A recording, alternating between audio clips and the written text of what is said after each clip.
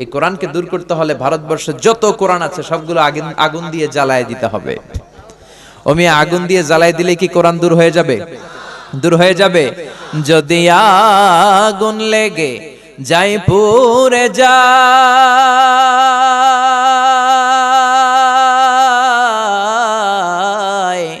ধ্বংস হয়ে যায়, যদি আগুন লেগে যাই পুড়ে যায়, পৃথিবীর সব বইয়ের দোকান বিশ্ব থেকে হারাবে না পবিত্র কোরআন, বিশ্ব থেকে হারাবে না পবিত্র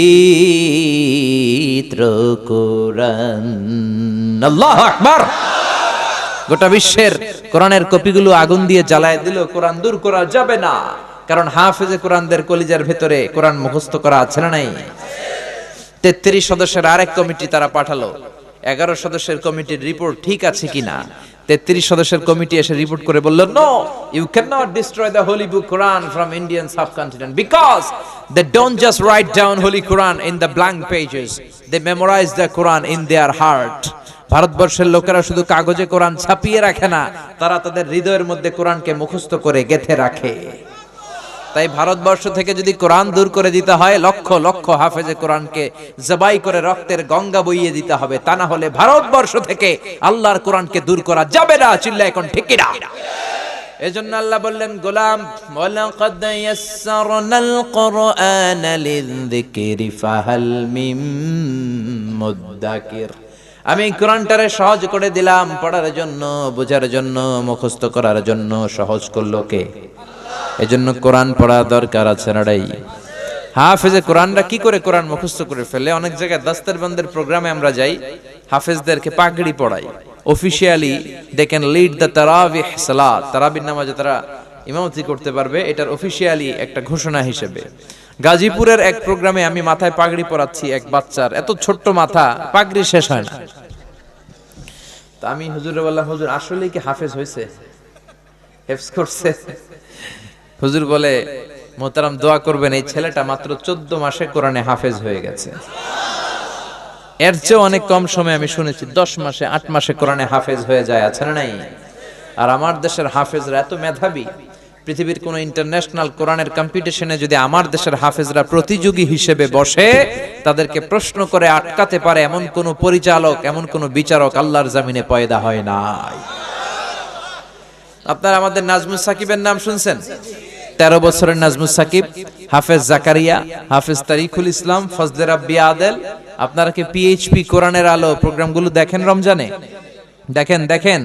এসো কোরআনের আঙ্গিনায়, এসো শান্তির মোহনায়, এসো কোরআনের আঙ্গিনায়, এসো শান্তির মোহনায়, জীবনকে রাঙাতে, ফুলে ফলে সাজাতে, আল্লাহর শুদ্ধা পিয়ে গিয়ে চলো।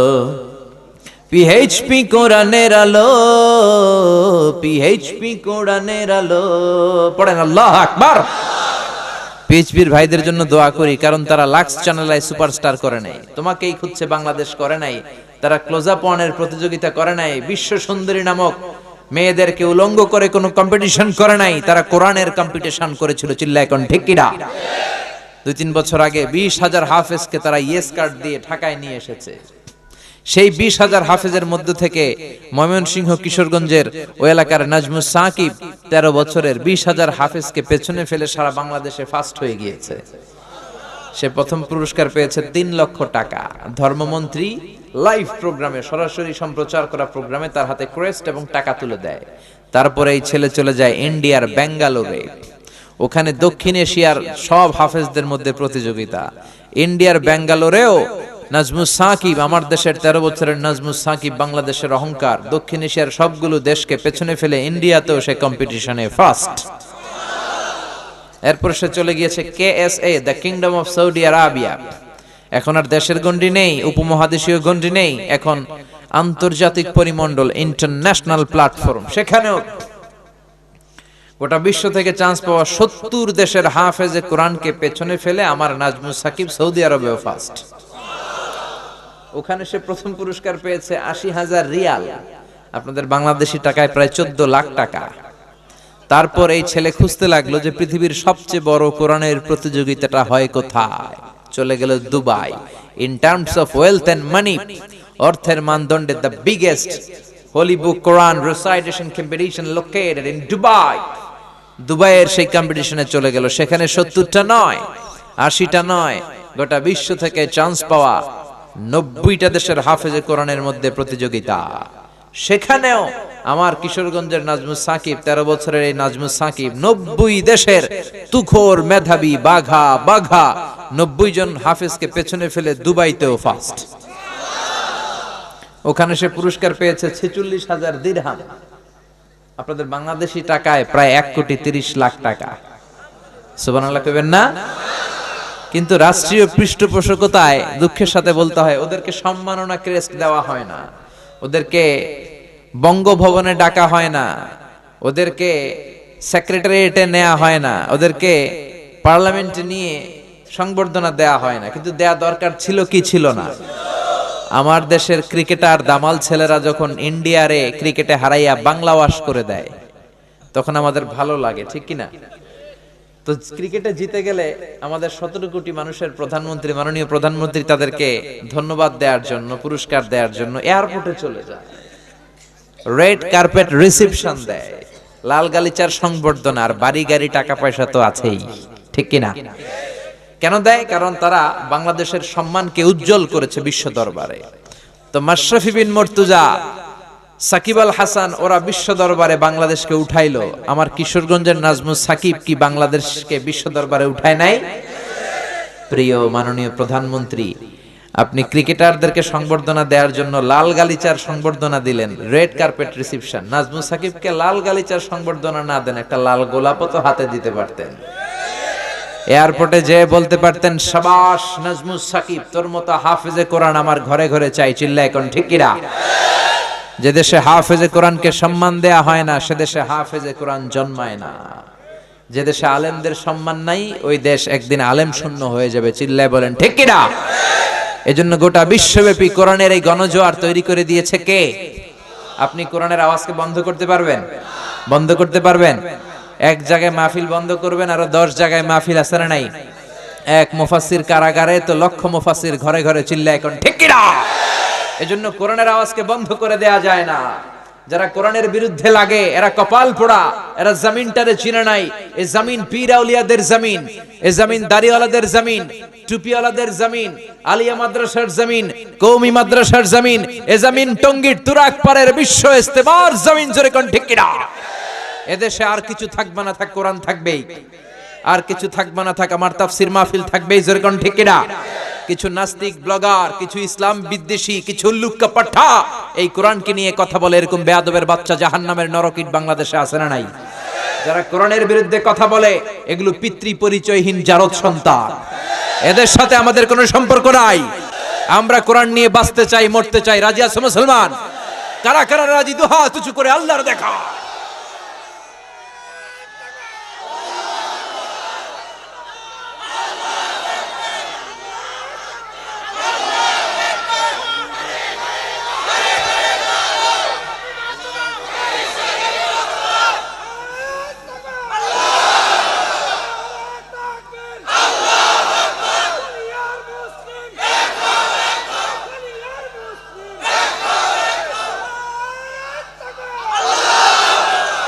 আল্লাহ আমাদের স্লোগানকে তুমি কবুল করো। এই কোরআনের জন্য, ইসলামের জন্য যে আমাদের ভালোবাসা, আমাদের প্রাণ ঢালা উচ্ছ্বাস, এগুলো আমাদের নাজাতের ওসিলা বানাও। এজন্য আপনি কোরআনের আওয়াজকে বন্ধ করতে পারবেন না, কোরআনের এই গণজোয়ারকে থামিয়ে দিতে পারবেন না। ইসলামের বিজয়কে কোনো রক্ত চক্ষু জেল জরিমানার ভয় দেখিয়ে ইসলামের অগ্রগতিকে থামিয়ে দেয়া যায় না। চিল্লা এখন ঠিক কিনা? এজন্য সে কোরআন থেকে আজকে আমরা কথা শুনবো। রাজি আছেন তো? কষ্ট হচ্ছে না তো? আজকে আমরা শুনবো সূরাতুল লুকমান। কি সূরা? সবাই বলেন কি সূরা? আরো জোরে বলেন না কি সূরা? এই সূরাটা 21 পারায় অবস্থিত কোরআনে, 31তম সূরা। এই সূরায় আয়াত আছে 34টি, রুকু আছে 4টি। এটি মাক্কি সূরা। আমরা দ্বিতীয় রুকু থেকে কথা শুনবো, বলেন ইনশাআল্লাহ। এই তাফসীর মাহফিলগুলোকে ক্লাসের মতো মনে করবেন। কিসের মতো? তাহলে কিছু শিখে যাওয়া যাবে। তা না হলে আসলাম, স্লোগান দিলাম, হাসলাম কাঁদলাম, কোনো লাভ হবে না। কিন্তু যদি কিছু শিখে যাওয়া যায়, জীবনটারে পরিবর্তন করে দিবে কে? আরো জোরে বলেন কে? আসুন আমরা নিয়ত করি এক আল্লাহ তাআলার সন্তুষ্টির জন্য আমরা মহাবিশ্বের মহাবিশ্বয় মহাগ্রন্থ আল কোরআন থেকে হেদায়েত নেয়ার জন্য সূরাতুল লোকমানের তাফসীর শুনবো। জোরে কোন ইনশাআল্লাহ। Consider this program as a class. The person is delivering lecture in front of you. He is your teacher. And you all sitting guys are the students of Tafsirul Quran. যিনি এখানে কথা বলে উনি শিক্ষক। আমার আগে সিরাজি ভাই ছিলেন শিক্ষক, আমরা ছিলাম ছাত্র। এখন আমি একটু করে বসার সুযোগ পেলাম, আমি হলাম শিক্ষক, আমরা ছাত্র। আমরা কোরআনের ছাত্র হয়ে বসেছি। খুশি না বেজার? সূরা লোকমানের আলোকে শুনবো। লোকমান নামটা কেমন লাগে? ভালো লাগে? কোরআন আল কারীমে ব্যক্তির নামে মোট 8 সূরা। কয় সূরা? জবাব দেন। যেহেতু ক্লাস, জবাব দিতে হবে। ব্যক্তির নামে কয় সূরা?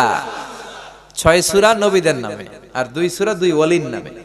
নবীর নামে 6 সূরা, সূরা ইউনুস, সূরা ইউসুফ, সূরা হুদ, সূরা নূহ, সূরা ইব্রাহিম, সূরা মুহাম্মদ। এই 6 নবীর নামে কোরআনে 6টা সূরা। আর 2 জন ওলির নামে 2টা সূরা। এক হলো মহিলা ওলি আর এক হলো পুরুষ ওলি। মহিলা ওলি হচ্ছে মারইয়াম উম্মু ঈসা, ঈসা আলাইহিস সালামের মা। আর পুরুষ ওলি হচ্ছে লোকমান। এই যে লোকমান আলাইহিস সালামের নামে আল্লাহ একটা সূরা দিলেন। লোকমান নামটা কেমন? ভালো লাগে? ছেলে ফেলে রাখবেন, ঠিক আছে? এই সুন্দর সুন্দর নামগুলো কোরআন থেকে পিক করবেন, চুজ করে ছেলেদের জন্য রাখবেন। আহাব্বুল আসমা ইলাল্লাহি আব্দুল্লাহ, আব্দুর রহমান। আল্লাহর কাছে সবচেয়ে প্রিয় নাম আব্দুল্লাহ, আব্দুর রহমান। এই নামগুলো রাখবেন। এই যে আব্দুল্লাহ আছে একজন, আব্দুল্লাহ আল মামুন বাবু, কোরআনের জন্য পাগল। যেখানেই কোরআনের মাহফিল, আব্দুল্লাহ আল মামুন বাবু আছে না নাই? আল্লাহ তাকেও কবুল করুক, আমরা পড়ি আমিন। তার ইনভিটেশনে মূলত আমি এসেছি। প্রিয় ভাইয়েরা, এজন্য আব্দুল্লাহ, আব্দুর রহমান এই নামগুলো রাখবেন। নবীদের নামগুলো রাখবেন, সাহাবাদের নামগুলো রাখবেন। ভালো নাম রাখলে এটার একটা প্রভাব আছে না নাই? লিকুল্লি ইসমিন আসারুন, প্রত্যেক নামের আছে একটা প্রভাব। ভালো নাম রাখবেন, ছেলে ভালো হবে, ঠিক কি না? উল্টা পাল্টা নাম রাখলে ছেলেগুলো খারাপ হবে, বেনামাজি হবে, ডাকাত হবে। চিল্লায় কোন ঠিক কি না? এক চাচা, ছোটবেলা একটা গল্প শুনেছিলাম যে এক চাচা তার ভাতিজার বাড়িতে গিয়েছে ঢাকা শহরে দেখা করবার জন্য।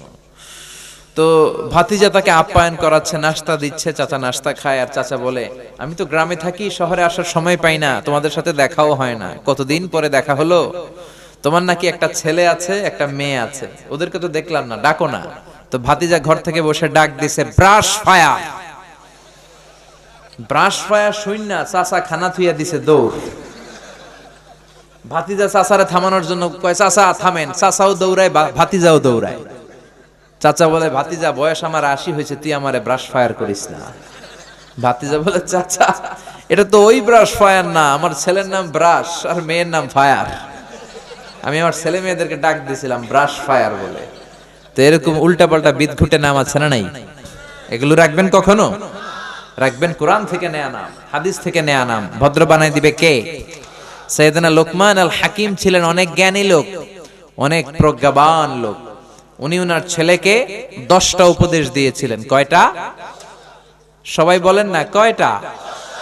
10টা উপদেশ আল্লাহ তাআলা দিয়েছেন। ওনার উপদেশগুলো আল্লাহর এত ভালো লেগেছে, উনি যেমন যেমন উপদেশ দিয়েছে আল্লাহ ঠিক তেমন তেমন কোরআনের ভেতরে ওই উপদেশগুলো তুলে দিয়েছে। সুবহানাল্লাহ। বাড়িতে যে বলেন কেমন? আওয়াজ করে পড়েন আল্লাহু আকবার। এজন্য আজকে উপদেশগুলো আমরা শুনবো। আমরা অনেকেই বাবা হয়েছি না? আমাদের দায়িত্ব সাইয়েদনা লোকমান যে উপদেশগুলো তার ছেলেকে দিয়েছেন, আমরাও যারা বাবা হয়েছি বা হব, আমরা আমাদের ছেলে মেয়েদেরকে ওই উপদেশ দিব। এজন্য ছেলে মেয়েদেরকে ছোট্টবেলা থেকে ইসলাম শিখাতে হয়, বড় হয়ে গেলে কাজ হয় না। অনেক জায়গায় মাহফিলের পরে আমাদের কাছে আসে পানি পড়ার জন্য। একজন লোক আসছে, বলে, হুজুর পানি পড়া। কেন পানি পড়া? হুজুর আমার ছেলে কথা শোনে না। ছেলে কথা শোনে না? কয় না। বয়স কত ছেলের? কয় হুজুর 30। আমি কই সর্বনাশ, 30 বছরের পোলার জন্য পানি পড়া? পানি পড়ায় কাজ হবে না। শুধু পানি পড়া না, আমারে মেশিনে ঢুকাইয়া বাইটা খাওয়াই দিল আপনার পোলা মানুষ হবে না। কারণ আমাদের আঞ্চলিক ভাষা একটা কথা বলে, কাঁচা না নোয়ালে বাস, পাকলে করে টাস টাস। ছোট্টবেলা থেকে শিখাতে হবে। ও এখন কাদা আর মাটি, যেমন মনে চায় শেপ দেওয়া যায়, যেমন মনে চায় ডিজাইন করা যায়। কাদা মাটিকে যেমন মনে চায় বাঁকা করা যায়। কামার একই কাদামাটি দিয়ে প্লেট বানায়, একই কাদামাটি দিয়ে মূর্তি বানায়, একই কাদামাটি দিয়ে গ্লাস বানায়। কিন্তু বানানোর পরে যখন চুলায় উনুনে দেয়, যখন লাল হয়ে যায়, শুকিয়ে যায়, তখন কি আর ওটা দিয়ে অন্য কিছু বানানো যায়? বানাতে গেলে কি হবে? কি হবে? এজন্য ছোট্টবেলা থেকে আপনার ছেলেকে কোরআন শিখান।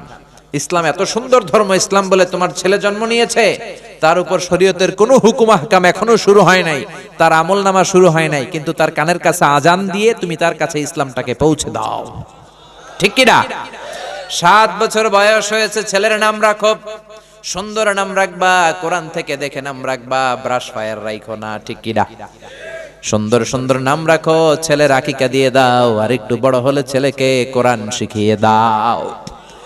এখন থেকে কোরআন শিখান, এই ছেলেগুলো হবে আল্লাহওয়ালা।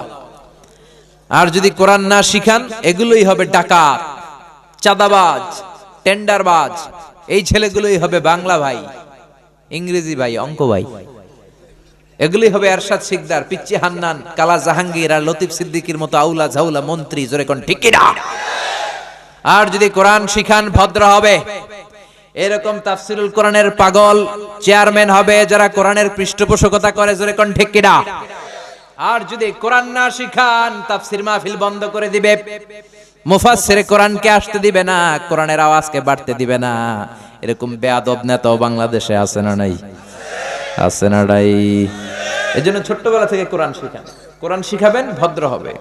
আর যদি গান বাজনা শিখান, তাহলে গান বাজনাই শিখবে। আমার বাবার মুখে প্রথম যেদিন শুনেছিলাম গান, সেদিন থেকে গানি জীবন, গানি আমার প্রাণ। আমার মায়ের আদেশ, বাবার মতো গাইতে হবে গান, সেদিন থেকে গানি জীবন, গানি আমার প্রাণ। তো আপনার ছেলের জীবন মরণ তো গান হবেই। শিখাইছেন গান? কোরআন তো আপনি শিখান নাই। যদি কোরআন শিখাতেন, ছেলে বলতো বাবার মুখে প্রথম যেদিন শুনেছি কোরআন, সেদিন থেকে কোরআনই জীবন, কোরআনই আমার প্রাণ। ঠিক কি না? এজন্য ছোট্টবেলা থেকে ইসলাম শিখান, ছেলেগুলোরে ভদ্র করবে কে? وَلَقَدْ آتَيْنَا لُقْمَانَ الْحِكْمَةَ أَنِ اشْكُرْ لِلَّهِ وَمَنْ يَشْكُرْ فَإِنَّمَا يَشْكُرُ لِنَفْسِهِ وَمَنْ كَفَرَ فَإِنَّ اللَّهَ غَنِيٌّ حَمِيدٌ। পড়েন আল্লাহু আকবার। কে এই লোকমান? কি তার পরিচয়? লোকমান ছিল নিগ্রো লোক, কুচকুচে কালো। নিগ্রো লোক দেখেছেন? যারা হজে গিয়েছেন তারা দেখেছেন। Sudan, Africa, Uganda. আমি দেখেছি 2008 সালে যখন আমি মিশরে যাই, 2007-এ ধর্ম মন্ত্রণালয়ে আমি মিশরের বৃত্তি পরীক্ষায় প্রথম স্থান অধিকার করি। গেলাম, যাওয়ার পরে মিশরে আমাকে নিয়ে যাওয়া হলো সরকারি খরচে। আমি 5 বছর পৃথিবীর সবচেয়ে বড়, the oldest and the biggest Islamic university ever in the world, সেখানে আমি কোরআনিক সায়েন্স ডিপার্টমেন্ট থেকে ব্যাচেলর করেছি, অনার্স করেছি। তো ওখানে students of more than 100 nationalities used to study dual in the same place. 104টারও বেশি দেশের ছাত্র আমরা একসাথে এক জায়গায় পড়তাম। কেউ সাদা, কেউ কালো, কেউ শ্যামলা, কেউ লম্বা, কেউ খাটো, কেউ বাংলাদেশি, কেউ পাকিস্তানি, কেউ সিঙ্গাপুর, কেউ ইংল্যান্ড, কেউ মালয়েশিয়া, কেউ ইন্দোনেশিয়া, কেউ আফ্রিকা, কেউ সুদান, কেউ ইথিওপিয়া, কেউ ঘানা। এক এক দেশের মানুষ। তো সেখানে আমি কুচকুচে কালো মানুষ দেখেছি। লোকমান আল হাকিম ছিলেন কুচকুচে কালো মানুষ। এতে করে বোঝা গেল কেউ সাদা কি কালো, আল্লাহ ডাজন্ট ম্যাটার। আল্লাহ এটা দেখেন, আল্লাহ ডাজন্ট কেয়ার অ্যাবাউট ইট। আল্লাহ এটা কোনো কেয়ার করে না। তা না হলে কালো মানুষের কথা আল্লাহ কোরআনে তুলবেন কেন? কালো হওয়ার পরেও তার কথাগুলো আল্লাহ এত ভালো লেগেছে, আল্লাহ সরাসরি কোরআনের মধ্যে কুচকুচে নিগ্রো মানুষের কথা তুলে ধরেছে। কোন সুবহানাল্লাহ। এজন্য ইসলাম বলে there is no difference between black and white, between upper and lower, between the richer section of the society and poorer section of the society, between the prime minister and rickshaw puller. Everyone is totally equal, 100% equal, completely equal in the eyes of Islam. ইসলাম বলে সাদা কালোয় কোনো পার্থক্য নাই, ধনী গরিবে পার্থক্য নাই, প্রধানমন্ত্রী কুলিওয়ালা ঠেলাওয়ালায় কোনো পার্থক্য নাই। পার্থক্য এক জায়গায়, ইন্না আকরামাকুম ইনদাল্লাহি আতকাকুম। যার কলিজার মধ্যে আল্লাহর ভয় বেশি, সেই আল্লাহর কাছে সেরা। জোরে কোন ঠিক কি না? এজন্য হাজার কোটি টাকার মালিক যারা, কোটি কোটি টাকা বানালো যারা, তাদের জন্য কিয়ামতের দিন আলাদা কোনো লাইন হবে নাকি? কিয়ামতের দিন লাইন দুইটা, কয়টা? আরো জোরে বলেন কয়টা? একটা হলো আসহাবুল ইয়ামিন, ডানপন্থীরা জান্নাতে একদিকে, আরেকটা হলো আসহাবুশ শিমাল, বামপন্থীরা বাম দিকে জাহান্নামী। ঠিক কি না? এছাড়া কোনো লাইন নাই। এজন্য হাজার কোটি টাকার মালিক দেখলে মনে করেন না অনেক সুখে আছে, সুখ নাও থাকতে পারে। সুখ দেওয়ার মালিক কে? কুড়ে ঘরে থেকে রিক্সা চালিয়ে অল্প খেয়ে অল্প পড়ে অল্প জমিয়েও সুখ হতে পারে, সুখ দিতে পারেন একজন, তিনি কে? অনেক টাকা হলে বাড়ি বানানো যায়, গাড়ি বানানো যায়, কিন্তু শান্তি কিনা যায় না। টাকা হলে বালিশ কিনা যায়, তোষক কিনা যায়, কিন্তু ঘুম কিনা যায় না। ঠিক কিনা? আপনাদের পাবনাতে কি ঘুম কিনা যায়? যে বলতে পারবেন ডাক্তার সাহেব আমার 5,000 টাকার ঘুম দেন, ডাক্তার কি আমারই তো ঘুমে ধরে না, আপনার কি ঘুমের ট্যাবলেট দিব মিয়া? তো এই জন্য টাকার মালিক হলেই যে শান্তিতে আছে এটা নাও হতে পারে, বরং বেশি টাকার মালিক যারা, কালো টাকার পাহাড় বানিয়েছে যারা, তাদের মধ্যে অশান্তি, ঘরে শান্তি নাই, ফ্যামিলিতে সুখ নাই, কিচ্ছু খাইতে পারে না। ডাক্তার কয় আপনি গরু খাবেন না, খাসি খাবেন না, চিংড়ি খাবেন না, ঘাস খাবেন। ছাগলেও খায়, আপনিও খান। ঘাস বলতে আই মিন ভেজিটেবল, শাকসবজি খাবেন আর কি। যারা বেশি ধনী ডাক্তার এদেরকে প্রেসক্রিপশনে ভেজিটেবল প্রেসক্রাইব করে দেয়, ভেজিটেবল খাবেন, স্লিম থাকবেন, তা না হলে হার্টের ব্লকেজ পড়ে যাবে, আর্টারি বন্ধ হয়ে যাবে, এনজিওগ্রাম এনজিওপ্লাস্টি করার জন্য আবার সিঙ্গাপুরে পাঠানো লাগবে। ঠিক কি না? তাহলে কিছু খেতে পারে না। এরপরে টাকা যার বেশি টেনশন তার বেশি, টাকা যার বেশি রোগ তার বেশি, টাকা যার বেশি ঘরে অশান্তি তার বেশি, রাতে ঘুম নাই, বিবি কথা শোনে না, বিবি করে পরকিয়া, মাইয়া কয় ড্যাড আমি হইলাম কিরণ মালা, পোলায় কয় ড্যাডি আমি হইলাম ইয়ো ইয়ো, আমি কি ইয়ো ইয়ো। শান্তি নাই। কিন্তু রিকশাওয়ালা, কুলিওয়ালা, ঠেলাওয়ালার কোনো টেনশন আছে? কোনো রোগ আছে? খাওয়া দাওয়ায় কোনো বাস বিচার আছে? রিকশাওয়ালা গরু খাইতে পারে, খাসি খাইতে পারে, চিংড়ি খাইতে পারে। রিকশাওয়ালা কোনো বিয়ার দাওয়াত পাইলে কয় আজকে খাইয়া কোপাইয়া কোপা শামসু করে দেবো একেবারে। ঠিক কি না? ঘুমের সমস্যা নাই, ওর যেখানে রাইত ওইখানেই কথা বলেন। রিকশাওয়ালার যেখানে রাইত ওইখানেই, ওর বিছানায় মাথা লাগতে দেরি, ওর নাক ডাকতে দেরি হয় না, ওর নাকের ডাকের আওয়াজে ট্রাকের ইঞ্জিনও ফেল। রিকশাওয়ালা যখন ঘরে যায় শান্তি আর শান্তি, মসজিদে যায় ছোট্ট বাচ্চাটারে নিয়ে যায়, আবার ঘরের মধ্যে এসে দেখে বিবিও নামাজ পড়ে, বিবিও জিকির করে। কার? এজন্য শান্তি দেওয়ার মালিক একজন, তিনি কে? সাইয়েদনা লোকমান ছিলেন পেশায় রাখাল। কি ছিল? কথা বলেন, সবাই বলেন। সারাদিন ছাগল চড়াতো, রাত্রেবেলা বাসায় আসলে এরকম হাজার হাজার মানুষ ভিড় জমাতো। লোকমানের মালিক বলে ঘটনা কি রে, এত মানুষের ভিড় কেন? সবাই বলে আপনার রাখাল সাধারণ কোনো মানুষ নয়, এটা অসাধারণ মানুষ, অনেক জ্ঞান। মনিব বলে ঘটনা কি? আমার রাখালের এত জ্ঞান আমি জানি না, আজকে একটু চেক করব। ইবনু জারির আত-তাবারি ওনার তাফসিরে তাবারিতে এই বর্ণনাটা এনেছেন। মনিব লোকমানকে ডেকে বলে ইয়া লোকমান ইযহাব ওয়াজবাহ শাতান, লোকমান তুমি একটা ছাগল জবাই করো, ওয়া আখরিজ মিনহা আতিয়াবা মুদগাতাইন, জবাই করার পরে ছাগলের দেহের সবচেয়ে দামি পবিত্র দুইটা অঙ্গ কেটে আনো। সাইয়েদনা লোকমান জবাই করলেন, ফা আখরাজা আল লিসানা ওয়াল কলব। তো ফা আখরাজা আল লিসানা ওয়াল কলব, লোকমান ছাগল জবাই করে মনিবের কথা অনুযায়ী জিহ্বা আর কলব কেটে নিয়ে আসলেন, মনিবের হাতে দিলেন। মনিব বললেন যাও ইযবাহ শাতান উখরা, আরেকটা ছাগল জবাই করো, ওয়া আখরিজ মিনহা আখবাসা মুদগাতাইন, এবার ছাগলের সবচেয়ে নিকৃষ্ট দুইটা অঙ্গ ছুরি দিয়ে কেটে আনো। লোকমান জবাই করে আবার আখরাজা লিসানা ওয়াল কলব, জিহ্বার কলব কেটে নিয়ে আসলেন। সুবহানাল্লাহ কইবেন না? মনিব বলে মা হাযা ইয়া লোকমান, সবচেয়ে দামি পবিত্র দুইটা অঙ্গ আনতে বললাম, জিহ্বার কলব কেটে আনলাম, আবার সবচেয়ে নিকৃষ্ট দুইটা অঙ্গ আনতে বললাম, তখনও জিহ্বার কলব কেটে আনলা। সাইয়েদনা লোকমান বলে জিহ্বা এমন অঙ্গ, এই জিহ্বা যদি ভালো হয়, জিহ্বার চেয়ে ভালো কিছু আর হয় না। এই জিহ্বা যদি খারাপ হয়, জিহ্বার চেয়ে খারাপ কোন অঙ্গ দেহের ভেতরে আর হয় না। ঠিক কি না? এই জিহ্বা দিয়ে যদি কোরআনের তেলাওয়াত করেন, এই জিহ্বা দিয়ে যদি আল্লাহর জিকির করেন, এই জিহ্বা দিয়ে যদি কল্যাণের পথে হকের পথে মানুষকে ডাকেন, এই জিহ্বা দিয়ে যদি সত্য কথা বলেন, দ্বীনের নসিহত করেন, এই জিহ্বার চেয়ে ভালো অঙ্গ দেহে আর হয় না। আর এই জিহ্বা দিয়ে যদি মানুষকে গালি দেন, এই জিহ্বা দিয়ে যদি মিথ্যা সাক্ষী দেন, এই জিহ্বা দিয়ে যদি গীবত করেন, চুগলখুরি করেন, এই জিহ্বা দিয়ে যদি উল্টাপাল্টা গান বাজনা করেন, জিহ্বার চেয়ে খারাপ অঙ্গ আর হয় না, ঠিক কি না? এই জন্য জিহ্বা দিয়ে গান গাইতে হবে কার? জিহ্বা দিয়ে কবিতা আবৃত্তি করতে হবে কার? কিন্তু এই জিহ্বা দিয়ে উল্টাপাল্টা গান গায় এরকম লোক আছে না নাই? বিশ্বনবী বললেন বুইসতু আন উকাসসিরাল মাযামির, ঢোল বাদ্য ভেঙে চুরে মাটির সাথে গড়িয়ে দেওয়ার জন্য আমারে পাঠিয়েছে কে? কিন্তু আমাদের দেশের গান বাজনায় ঢোল বাদ্য আছে না নাই? তোরা বাজারে ঢোল বাজারে বাঁশি আছে না নাই? বাংলা মায়ের একতারা সুর কতই ভালোবাসি, বাংলা মায়ের দোতারা সুর কতই ভালোবাসি, তোরা বাজারে ঢোল বাজারে বাঁশি বলে না? কিন্তু বিশ্বনবী এই ঢোল বাদ্য ভেঙে মাটির সাথে মিশিয়ে দেওয়ার জন্য এসেছে। এজন্য ঢোল বাদ্য বাজানো যাবে না।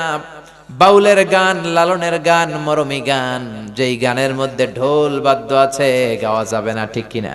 কিন্তু আমরা বেহায়ার মতো এই গানগুলো শুনি কি শুনি না? আমরা গাইও শেফালি কেন পানে জর্দা মিশালি, গায় না? গায় না? তোকে দেখে গাই যে আমি রিমিক্স কাওয়ালি। আহা হুজুর কত ভালো লাগে, হ্যাঁ, কপাল পোড়া। এই রিমিক্স যেটার মধ্যে আছে, ঢোল বাদ্য আছে, এগুলো গাওয়া যাবে? আবার ছেলে পেলে বাড়ি সিদ্দিকীর গানের জন্য পাগল, মরে গেল গত মাসে, মনে আছে? আমি একটা জিন্দা লাশ, কাটিস না রে জংলারে বাস, আমার লাইগা 3.5 হাত কবর খুঁড়িস নাই, আমি পীড়িতের নলে পোড়া, মরার পরে আমায় পুড়িস না, তোরা মরার পরে আমায় পুড়িস না। বলে বলে এগুলো গাওয়া যাবে? কেন গাওয়া যাবে না? গানের প্রথম লাইনে বলতেছে আমারে তুই কবর দিস না, দ্বিতীয় লাইনে বলে আমারে আগুনে পুড়িস না। মুসলমানকে কি শ্মশানে নিয়ে আগুনে পুড়ে না কবর দেয়? তাহলে যে গানের মধ্যে হিন্দু কালচার আছে, হিন্দু আনি সংস্কৃতি আছে, শিরকের ঘ্রাণ আছে, মুসলমান ওই গান গাইতে পারে?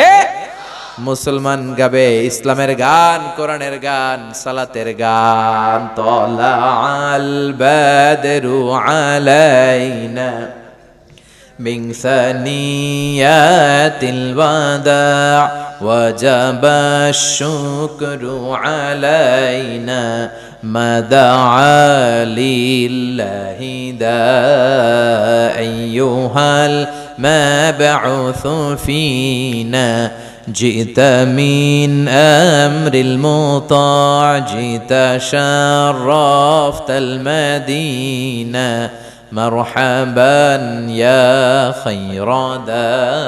পড়েন আল্লাহু আকবার। এইজন্য ছেলে মেয়েদেরকে ছোট্টবেলা থেকে উপদেশ দেন। সাইয়েদনা লুকমান বললেন জিহ্বা এমন অঙ্গ, এই অঙ্গ দিয়ে যদি জিকির করেন জিহ্বার চেয়ে ভালো কিছু আর হয় না। আর এই জিহ্বা দিয়ে যদি গান বাজনা করেন, অশ্লীল গান গান, জিহ্বার চেয়ে খারাপ অঙ্গ আর হয় না, ঠিক কি না? আল্লাহ নরম নরম টিস্যু দিয়ে জিহ্বাটাকে বানালেন। আমাদের জিহ্বায় পার স্কয়ার সেন্টিমিটারে টেস্ট বাড রয়েছে 184টা। সেই হিসাবে আমাদের জিহ্বা দিয়ে আমরা কয়েক হাজারেরও বেশি ধরনের খাদ্যের স্বাদ আস্বাদন করতে পারি। সুবহানাল্লাহ কইবেন না? আপনি হিউম্যান অ্যানাটমি, মানুষের শরীর বিদ্যা নিয়ে যদি গবেষণা করেন অবাক হয়ে যাবেন। আল্লাহ কত সুন্দর করে ব্রেইন দিলেন, হার্ট দিলেন, লাংস দিলেন, ফিল্টার দিলেন, কিডনি দিলেন। আপনি যদি খেয়াল করেন যেটা যেখানে সেট করা দরকার ঠিক ওইভাবেই সেট করে দিয়েছে কে? আমাদের মুখ যেখানে থাকা দরকার ছিল ওইখানে দিয়েছে। মুখের উপরে কি সুন্দর নাক, খাবার নেবেন, ঘ্রাণ নেবেন, বাসি না খারাপ, চোখ দিয়ে দেখবেন। এই নাক যদি এইখানে না থাকে আমাদের পিঠে থাকতো, কি করতেন? খাওয়ার সময় ঘ্রাণ নেওয়ার জন্য পিঠে নেওয়া লাগতো এভাবে, যে দেখো শুকে দেখো ভালো কিনা, ঠিক কিনা। তারপর চোখ যদি এইখানে না থাকে একটু উপরে থাকতো, এই চোখটা এদিকে, এই চোখটা এদিকে, কি করতেন? শীতের বিকালে ফুটবল খেলতে গেলে কপাল দিয়ে হেড দিলে চোখ দুইটা ডিমের মতো পৌঁছে যেত। সুবহানাল্লাহ কইবেন না? কানগুলাকে কত চমৎকার সেটিং করলেন। আচ্ছা খেয়াল করে দেখেন তো, এই কান যদি আল্লাহ এই বগলের নিচে দিত, আর এই কান যদি এই বগলের নিচে দিত, কি হইতো? আজকে আমার মাহফিল শোনার জন্য সবার এমনি বসে থাকা লাগতো, কান তো এই জায়গায়। সুবহানাল্লাহ পড়বেন না? এজন্য সাইয়েদনা লোকমান বললেন জিহ্বা যদি ভালো হয় জিহ্বার চেয়ে ভালো হয় না, জিহ্বা যদি খারাপ হয় জিহ্বার চেয়ে খারাপ আর হয় না। এবার তিনি কলব হাতে নিলেন, হাতে নিয়ে বললেন, ও মনিব, কলবটা এমন অঙ্গ, এটা শ্রেষ্ঠ অঙ্গ, আবার এটাই নিকৃষ্ট। এই কলবে যদি আল্লাহর জিকির ঢুকান, এই কলবের মধ্যে যদি মানুষের কল্যাণের কথা ভাবেন, মানুষের জন্য ভালোবাসা যদি অন্তরে রাখেন, কলবের চেয়ে ভালো অঙ্গ আর হয় না। আর এই কলবের ভেতরে যদি মানুষের জন্য ঘৃণা পুষে রাখেন, আল্লাহর জিকির না বসিয়ে শয়তানকে যদি আপনার কলবের মধ্যে আপনি ঢুকিয়ে দেন, তাহলে কলবের চেয়ে খারাপ অঙ্গ আর হয় না, ঠিক কি না? এজন্য আল্লাহ বললেন, আলা বিযিকিরিল্লাহি তাতমাইন্নুল কুলুব। দুনিয়ার কোন জিনিস দিয়ে কলব প্রশান্ত হয় না, কলব প্রশান্ত হয় একজনের জিকির দিয়ে, তিনি কে? এজন্য কলবের ভেতরে আল্লাহর জিকির রাখার দরকার আছে না নাই? অনেকে আসে কলবের ভেতরে আল্লাহর জিকির না ঢুকাইয়া আয়না ঢুকায়, আছে না নাই? কলবে কি ঢুকায়? আপনাদের এলাকায় ঢুকায়? কয় আয়না বসাইয়া দে মোর কলবের ভিতর। বাবারে, দয়াল বাবা কেল্লা কাবা হেনার কারিগর, আয়না বসাইয়া দে মোর কলবের ভিতর। বলে আমাদের ওই দিকটায় খুব বলে, তোর বাবার কলবেই তো আয়না নেই, তোরে কি আয়না দিবে বেটা? কলবে আয়না থাকে না, কলবে জিকির বসাবেন কার? এজন্য লোকমান বলল, ও মনিব, কলবটা এমন অঙ্গ, দেহের সবচেয়ে দামি অঙ্গ, যদি ভালো হয় কলবের চেয়ে ভালো কিছু নাই। যদি কলবটা খারাপ হয়ে যায়, পচে যায়, নষ্ট হয়ে যায়, কলবের চেয়ে খারাপ অঙ্গ দেহে নাই, ঠিক কিনা? মনিব বলে, তাই তো, আসলেই তো আমার রাখাল সাধারণ কোনো রাখাল নয়। মনিব বলল, লোকমান যাও, আজকে থেকে তোমার আমি আজাদ করে দিলাম, তুমি গোটা বিশ্বে ছড়িয়ে তোমার জ্ঞান দিয়ে লোকদেরকে আলোকিত করে নাও। আল্লাহু আকবার। সে লোকমানের কথা আল্লাহ বললেন, ওয়ালাকাদ আতাইনা লুকমানাল হিকমাতা আনিশকুর লিল্লাহ। আমি লোকমানকে হিকমত দিয়েছি আর বলেছি আনিশকুর লিল্লাহ, শুকরিয়া করবা কার? সবাই বলবেন, শুকরিয়া করবেন কার? শুকরিয়া করলে নিয়ামত বাড়ায় দেয় কে? না করলে নিয়ামত কেড়ে নেয় কে? لئن شكرتم لأزيدنكم ولئن كفرتم إن عذابي لشديد। ওরে গোলাম, যদি নিয়ামতের শুকরিয়া করো, নিয়ামত বাড়িয়ে দেব, আর যদি নিয়ামতের শুকরিয়া না করে আমি আল্লাহর সাথে গাদ্দারি করো, কুফরি করো, জেনে রেখো আমার শাস্তি বড় কড়া। ইন্না বাতশা রাব্বিকা লাশাদীদ। আমার আল্লাহর ধরা, আযাব আর পানিশমেন্ট আর পাকড়াও বড় কঠিন। আমার আল্লাহ সব সময় ধরে না, কিন্তু যখন ধরে ছাড়ে না, ঠিক কি না? ধরে ধরে ধরে না, ধরলে আল্লাহ ছাড়ে না। ফেরাউনরে যখন ধরলেন ছাড়েন নাই, অনেক ঢিল দিলেন, দেখলেন ফেরাউন ভালো হয় কিনা, সাইয়েদনা মুসার কথা শুনে কিনা। নমরুদকে অনেক ঢিল দিলেন, ভালো হয় নাই। নমরুদরে পরে মশার কামড় দিয়ে শেষ করলো কে? ফেরাউনরে অনেক ছাড় দিলেন, সুযোগ দিলেন, তওবা করে নাই। ফেরাউনরে সাগরের পানিতে সুবানি খাওয়াইলো কে? আব্রাহার বাহিনী কাবাঘর ভাঙতে আসলো, আবাবিল পাখি দিয়ে আব্রাহার বাহিনীরে শেষ করলো কে? আবার কাবা ভাঙতে এলে পাঠাও আবাবিল, দাও খোদা দাও আমায় আবার উমর দারাজ দিল, দাও খোদা দাও আমায় আবার উমর দারাজ দিল। আল্লাহু আকবার। এজন্য আমার আল্লাহ সব সময় ধরে না, কিন্তু যখন ধরে, কথা বলেন, যখন ধরে, ধরে ধরে ধরে না, ধরলে আল্লাহ। ফেরাউনরে ধরলেন ছাড়েন নাই, নমরুদরে ধরলেন ছাড়েন নাই। এখনো যদি কেউ বান্দরামি করে, ধরলে ছাড়বেন না। জোরে কোন ঠিক কিনা? ঠিক কিনা? ফেরাউনের লাশটা আমি নিজে দেখেছি, আমার জীবন ধন্য, আমার চোখ ধন্য। জাহান্নামের নরকীটটাকে আমি দেখে এসেছি। আমি তো মিশরে পড়েছি, মিশরের রাজধানী কায়রোর ন্যাশনাল মিউজিয়ামে এই লাশটা রাখা। মরেছিল লোহিত সাগরে 2000 বছর। ফেরাউনের লাশটা ভেসেছিল জাবালিন নামক একটা সি বিচে। জেলেরা ধরে মমিফাইং করে পিরামিডের ভিতরে রাখে, তারপর অনেক পরে সেখান থেকে এনে মিশরের রাজধানী কায়রোর ন্যাশনাল মিউজিয়ামের রয়্যাল মমিস চেম্বারের 2য় তলায় ব্যান্ডেজ করে মমিফাইং করে রাখা। এই ফেরাউনের লাশ দেখতে 200 পাউন্ড লাগে। কয় পাউন্ড? আমি দেখেছি ফ্রিতে, মাগনা। ফ্রিতে এটার আপনারা কি বলেন? পাবনায় মাগনা বলেন? মাগনা দেখেছি, যেহেতু আলাজারের কার্ড ছিল। কার্ড দেখিয়ে ঢুকলাম ফেরাউনের লাশ ঘরে। ঢুকেই দেখি ফেরাউন শুয়ে আছে, ব্যান্ডেজ করা, হাত দুইটা এরকম বাঁধা। ব্যান্ডেজ, এইভাবে শুটকি মানুষ, কি মানুষ শুটকি, কোনো মাছ ওরে খায় নাই, 2000 বছর সাগরে পড়েছিল, কোনো কীট পতঙ্গ ওরে ছোঁয় নাই, কোনো ব্যাকটেরিয়া ওরে পচায় নাই, কোনো ক্যাকটাস, কোনো শৈবাল, কোনো অক্টোপাস, কোনো প্রাণী ওর দিকে তাকায়ও নাই, কারণ ওর লাশটারে যে সংরক্ষিত করে রাখা হবে এই চ্যালেঞ্জটা কার? ঢুকলাম, ঢুকে দেখি ফেরাউন শুয়ে আছে। ডাক দিলাম, ও ফেরাউন চাচা কেমন আছো? কিন্তু চাচা কথা বলে না, ওর কথা বলার শক্তিটাও কেড়ে নিয়েছে কে? ওই দিন আমি অনেকক্ষণ কথা বললাম ফেরাউনের সাথে, কিন্তু এক পেশে কথা, এক তরফা কথা, শুধু আমি কই, সে কথা কয় না।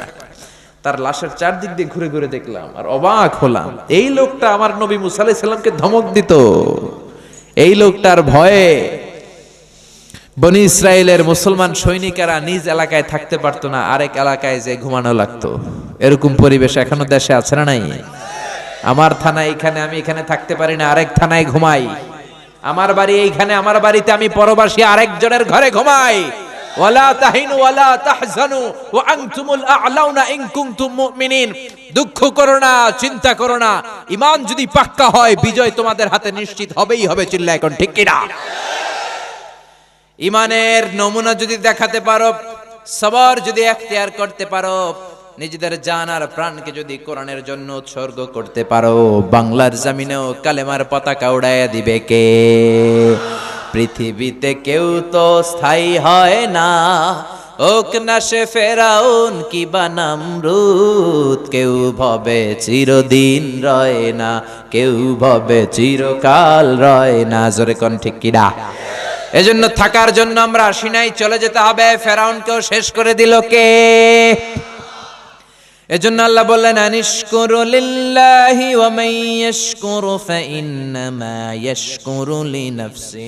ও লোকমান, আল্লাহর শুকরিয়া করো, শুকরিয়া করলে আমি নিয়ামত বাড়িয়ে দেই, আর কেউ যদি শুকরিয়া করে সেটা তার নিজের জন্যই করে, আমি আল্লাহর কোনো লাভ নাই। শুকরিয়া করলে লাভ কার?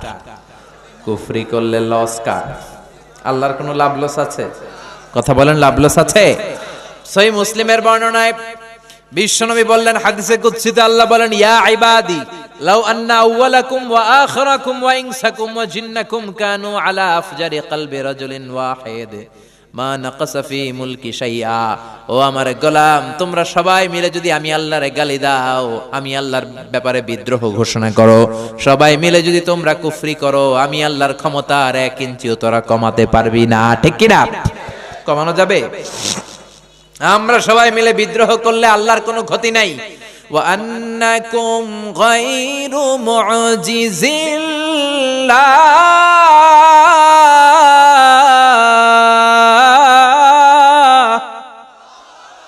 সবাই মিলে যদি আমি আল্লাহর বিদ্রোহ করো, সবাই মিলে যদি নাফরমানি করো, আমি আল্লাহর কিচ্ছু তোরা করতে পারবি না। ঠিক কি না? এজন্য শুকরিয়া করলে তোদের লাভ, না শুকরি করলে তোদের লস। শুকরিয়া করলে নিয়ামত বাড়ায় দিবে কে? এজন্য শুকরিয়া করতে রাজি আছেন? এরপর আল্লাহ বললেন কেমন করে লোকমান উপদেশ দিল, ওয়া ইয ক্বালা লুকমানু লিবনিহি ওয়া হুয়া ইয়াইদুহু ইয়া বুনাইয়া লা তুশরিক বিল্লাহ ইন্নাশ শিরকা লাযুলমুন আযীম। পড়েন সুবহানাল্লাহ।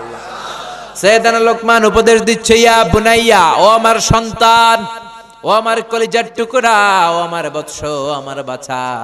এজন্য উপদেশ যখন দিবেন নরম ভাষায় দিবেন। উপদেশের ভাষা হতে হবে হৃদয়স্পর্শী, কোমল। আপনি যদি ধমকি দিয়ে উপদেশ দেন, এটা উপদেশ হবে? এটা তো হয়ে যাবে ঝগড়া। এজন্য উপদেশ যখন দিবেন কোমল ভাষায়, দরদের জায়গা থেকে দিবেন, কারণ হৃদয় থেকে কোনো কথা বললে এটা আরেকজনের হৃদয়ে যেয়ে লাগে। ঠিক কি না? ধমক দিবেন না, ছেলে মেয়েদেরকে ধমকাবেন না, বুঝাবেন। যদি ধমকান, এই হারামজাদা, ফজরের নামাজ পড়ছ না আজকে, তোর একদিন কে আমার একদিন, এদিকে আয়। লাঠি লয়ে ধরলেন পোলারে, পোলা শুনবে? পোলা কি ঠিক আছে, আমনের একদিন আমারও আছে একদিন। ঠিক কি না? আরো বেয়াদব হবে। দরদ দিয়ে বলবেন। সাইয়েদনা লোকমান তাই বললেন, ইয়া বুনাইয়া, ও আমার কলিজার টুকরা ছেলে, ও আমার বাজান, ও আমার সন্তান, ও আমার বৎস। আপনারা ছেলেকে আদর করে কি ডাকেন? বাজান? হ্যাঁ, তাহলে বলবেন, ও আমার বাজান, ও আমার কলিজার টুকরা, আদর করে উপদেশ দিবেন। সাইয়েদনা লোকমান প্রথম উপদেশ দিলেন, লা তুশরিক বিল্লাহ, শিরক করো না। কি করো না? ইন্না শিরকা লাযুলমুন আযীম, শিরক হলো অনেক বড় জুলুম।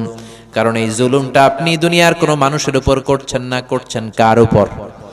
যে আল্লাহ রিজিক দিল, জীবন দিল, সব নেয়ামত দিয়ে আপনারে কৃতজ্ঞ করলো, সেই আল্লাহর উপর যদি জুলুম করেন, জুলুমটা ছোট জুলুম না বড় জুলুম? আল্লাহ বললেন ইন্না শিরকা লাযুলমুন আযীম, নিশ্চয়ই শিরক হচ্ছে বড় জুলুম, শিরক হচ্ছে অনেক ভয়ানক। এজন্য ছেলের প্রথমে শিরকের ব্যাপারে সচেতন করে দিচ্ছেন, বলছেন ছেলে শিরক করিস না। কি করিস না? কথা কয় না, কি করিস না? শিরক হচ্ছে ঈমান বিধ্বংসী মরণাস্ত্র। এই শিরক, এটা এইডস এর চেয়েও খারাপ, এটা ক্যান্সারের চেয়েও ভয়ানক। ক্যান্সারের অ্যানসার আছে, শিরকের কোনো অ্যানসার নাই, ঠিক কি না? বিশ্বনবী বলেছেন আখফা মিন দাবিবিন নামাল, পিঁপড়া যেমনি গুটি গুটি পায়ে মিষ্টির দোকানের ভেতরে দিয়ে ঢুকে যায়, শিরক তেমনি গুটি গুটি পায়ে তোমার দেহে ঢুকে ভাইরাসের মতো করে তোমার ঈমানকে শেষ করে দিবে, ঠিক কি না? শিরক মানে আল্লাহর সাথে কাউকে সমকক্ষ বানানো, আল্লাহর মতো ক্ষমতাবান কাউকে মনে করা, আল্লাহর জায়গায় কাউরে বসানো, ঠিক কি না? এজন্য আমরা যখন নামাজের জন্য দাঁড়াই, আল্লাহ বলে নামাজ পড়ে পড়বি, আগে বল শিরক করস কিনা? আমরা বলি ওয়াজ্জাহাতু ওয়াজহিয়া লিল্লাযী ফাতারাস সামাওয়াতি ওয়াল আরদা হানিফাও ওয়া মা আনা মিনাল মুশরিকিন। না, আল্লাহ আমরা মুশরিক না, আমরা শিরক করি না। আমাদের শুরুতে এই ঘোষণা আমরা দেই কি দেই না? আবার যখন জিলহজ মাসে হজ করতে যান, আল্লাহ বলে হজ পরে কর, আগে বল শিরক করস কিনা? আমরা বলি লাব্বাইক আল্লাহুম্মা লাব্বাইক, লাব্বাইক লা শারীকা লাক লাব্বাইক, আল্লাহ কোনো শরীক করি না, আমরা মুশরিক না। চিল্লায় কোন ঠিক কি না? এজন্য ছেলেকে সাবধান করে দিলেন লা তুশরিক বিল্লাহি ইন্নাশ শিরকা লাযুলমুন আযীম। ও আমার ছেলে, খবরদার তুমি শিরক করো না, শিরক হলো অনেক বড় পাপ, শিরক হলো মহাপাপ, সব পাপের বাপ। জোরে কোন ঠিক কিনা? এজন্য শিরক করা যাবে? শিরক দুই ধরনের, শিরকে আকবার, শিরকে আসগার। শিরকে আকবার যদি করেন আপনার সব শেষ। এজন্য আল্লাহ বললেন ইন্নাল্লাহা লা ইয়াগফিরু আন ইউশরাকা বিহি ওয়া ইয়াগফিরু মা দুনা যালিকা লিমান ইয়াশা। আল্লাহ চাইলে তোমার সব গুনাহ ক্ষমা করে দিবেন, কেবলমাত্র শুধুমাত্র শিরকের গুনাহ ছাড়া। কার কথা? কথাটা কার? নাকি আজারি সাহেবের? কার কথা? শিরকের গুনার কোনো ক্ষমা নাই, মহাপাপ। এজন্য আল্লাহ বলেন লাইন ইয়া ইবাদি লাউ আতাইতানি বিকরাবিল আরদি খাতায়া, ও গোলাম কিয়ামতের দিন পাহাড় পরিমাণ গুনার স্তূপ নিয়ে যদি আমার কাছে আসো, আর ওই গুনার মধ্যে যদি শিরকের গুনাহ না থাকে, পাহাড় পরিমাণ ক্ষমার দয়া নিয়ে আমি আল্লাহ তোর কাছে হাজির হয়ে যাব। খবরদার শিরক করা যাবে না। লাইন আশরাকতা লা ইয়াহবাতান্না আমালুক ওয়া লা তাকুনান্না মিনাল খাসিরিন। শিরক করলে আপনার আমল বাতিল করে দিবে কে? শিরক দুই ধরনের। কয় ধরনের? সবাই বলেন, পিছনের ভাইরাও বলেন। শিরক কয় প্রকার? শিরকে আকবার, শিরকে আসগার, বড় শিরক, ছোট শিরক। শিরকে আকবার আবার তিন ধরনের। শিরক ফির রুবুবিয়া, রবের ক্ষেত্রে শিরক করা। আমাদের রব কে? কিয়ামতের কবরের জীবনে প্রথম প্রশ্ন আপনাকে রব দিয়ে করা হবে। প্রথম প্রশ্ন কি? মার রাব্বুক, তোমার রব কে? আপনি যদি বলেন জানি না, মায়ের আছে না নাই? আপনারে বলতে হবে আল্লাহ আমারে রব, এই রবই আমার সব। পড়েন সবাই, আল্লাহ আমারে রব, দমে দমে তনু মনে তারি অনুভব, আল্লাহ আমারে রব। এজন্য রব হিসেবে আমরা মানি একজনকে, তিনি কে? আল্লাহ ছাড়া অন্য কাউরে যদি রব বানান, খবর আছে না নাই? এটা হচ্ছে শিরক ফির রুবুবিয়া। এরপর হচ্ছে শিরক ফিল উবুদিয়া। কষ্ট হচ্ছে? কথাগুলো কঠিন হয়ে যাচ্ছে? আমি চেষ্টা করছি সহজ করে বোঝানোর জন্য। সহজ করে কইতে আমায় কহজে, সহজ করে যায় না কওয়া সহজে, কিন্তু সহজ করে বলার চেষ্টা করতেছি। আর শিরকু ফিল উবুদিয়া, দুই নাম্বার হচ্ছে ইবাদতের ক্ষেত্রে আল্লাহ শিরক করা। ইবাদতের হকদার একজন, তিনি কে? সেজদা দেব একজনকে, তিনি কে? অনেকে আছে বিপদে পড়লে মসজিদে যায়, মসজিদে যে সেজদা দেয়, আবার মাঝে মাঝে মাজারে যেও সেজদা দেয়। আছে না নাই? এই এলাকায় নাই? বেশি সর্বনাশ। বিশেষ করে মহিলারা যায়। আহা, মায়েরা বোনেরা যাদের কানে আমার মাইকের আওয়াজ যায়, খবরদার, মাজারে যে সেজদা দিয়ে মুশরিকদের কাতারে তুমি নাম তুলো না, ঠিক কিনা? বাধা দিবেন, নিষেধ করবেন, ইসলাম বুঝাবেন। নারীদেরকে ইসলাম শিখানো হয় না, কোরআনের কথাগুলো জানানো হয় না। নারীগুলো সন্তানের জন্য মাজারে যে সেজদা দেয়। মাজারে গেলে নাকি বাচ্চা হয়, হয় নাকি? মাজারে গেলে বাচ্চা হয়? আচ্ছা, মাজারে গেলে যদি বাচ্চা হয় আর মাজারে না গেলে যদি বাচ্চা না হয়, কুত্তার যে বাচ্চা হয়, কুত্তা কোন মাজারে যায়? ছাগল যে বাচ্চা দেয়, ছাগল কোন মাজারে মানত করছিল? প্রতি বছর যে গরু বাছুর দিতেছে, বাচ্চা দিতেছে, বিড়ালের যে বাচ্চা হয়, বিড়াল কোন দরবারে যায়? কথা বলেন, আকল খাটালেই বুঝা যায়। চিল্লায় কোন, ঠিক কিনা? এজন্য মাজারের সেজদা দেয়া যাবে না, সেজদা দেবে একজনকে, তিনি কে? 3 নাম্বার শিরক ফিল আসমা ওয়াস সিফাত, নামের ক্ষেত্রে, আল্লাহর গুণের ক্ষেত্রে কাউরে বসানো যাবে না। আমাদের দেশে ভয়ঙ্কর একটা শিরক আছে। আমরা আল্লাহর প্রিয় ওলি আব্দুল কাদের জিলানী রে ডাকি গাউসুল আজম বলি না? কিন্তু গাউসুল আজম কার নাম? গাউসে পাক হলো একজন, তিনি কে? গাউস মানে সাহায্যকারী, পাক মানে পবিত্র, পবিত্র সাহায্যকারী। আল গাউসুল আজম মানে মহান সাহায্যকারী, তো একজন, তিনি কে? এজন্য আব্দুল কাদের জিলানীর নামের আগে গাউসে পাক বলা যাবে? গেল শিরকে আকবার। এবার শিরকে আসগার মানে ছোট শির। কি শির? কথা কয় না। শুরুতে কইছে হুজুর এটা ক্লাস, এখন কথাই কয় না। কি শির? শিরকে আকবার করলে আপনি মুশরিক হয়ে যাবেন, কিন্তু শিরকে আসগার যদি করেন আপনি মুশরিক হবেন না, কিন্তু আপনার কবিরা গুনাহ হবে। তওবা করার দরকার আছে না নাই? বিশ্বনবী বললেন সবচেয়ে ভয়ঙ্কর শিরকে আসগার হলো আর রিয়া। কি রিয়া? মানে লোক দেখানো। লোক দেখানো কাজ আমরা করি কি করি না? হজ করছে, নামের আগে আলহাজ না লিখলে চেইতে যায়, আছে না নাই? পাবনাতে তো এই সাথিয়াতে সমস্যা তো এটা নাই না? আপনাদের এখন একই ঝামেলা তো। হজ করেছেন আপনি একজনকে দেখানোর জন্য, তিনি কে? সবার সামনে বলেন কেন? নামাজ পড়বেন কারে দেখানোর জন্য? এখন নামের আগে আলহাজ না লিখলে রেগে যায়। তা আপনি তো নামাজও পড়েন, আল মুসল্লি লাগান না কেন? আপনার লাগানো দরকার আল মুসল্লি, আস-সায়েম, আল মুজাক্কি, আল হাজ কুতুবুদ্দিন। আল মুসল্লি মানে নামাজি, আস-সায়েম মানে রোজাদার, আল মুজাক্কি মানে যাকাত দানকারী, আল হাজ মানে হজ পালনকারী, কুতুবুদ্দিন। সব লাগাইবেন আপনি, আপনার তো সব দরকার। হজ করবেন কারে দেখানোর জন্য? এজন্য নামের আগে আলহাজ লাগাবেন? লাগাবেন না। লোকে লাগাইলে লাগায়, আপনি পরিচয় দিয়েন আমি আলহাজ মিজানুর রহমান আজহারি, কখনো দিবেন না। দিবেন? এটা রিয়া, লোক দেখানো মানসিকতা আপনার থাকলে আপনার সব শেষ, আমও শেষ, সালাও শেষ, ঠিক কি না?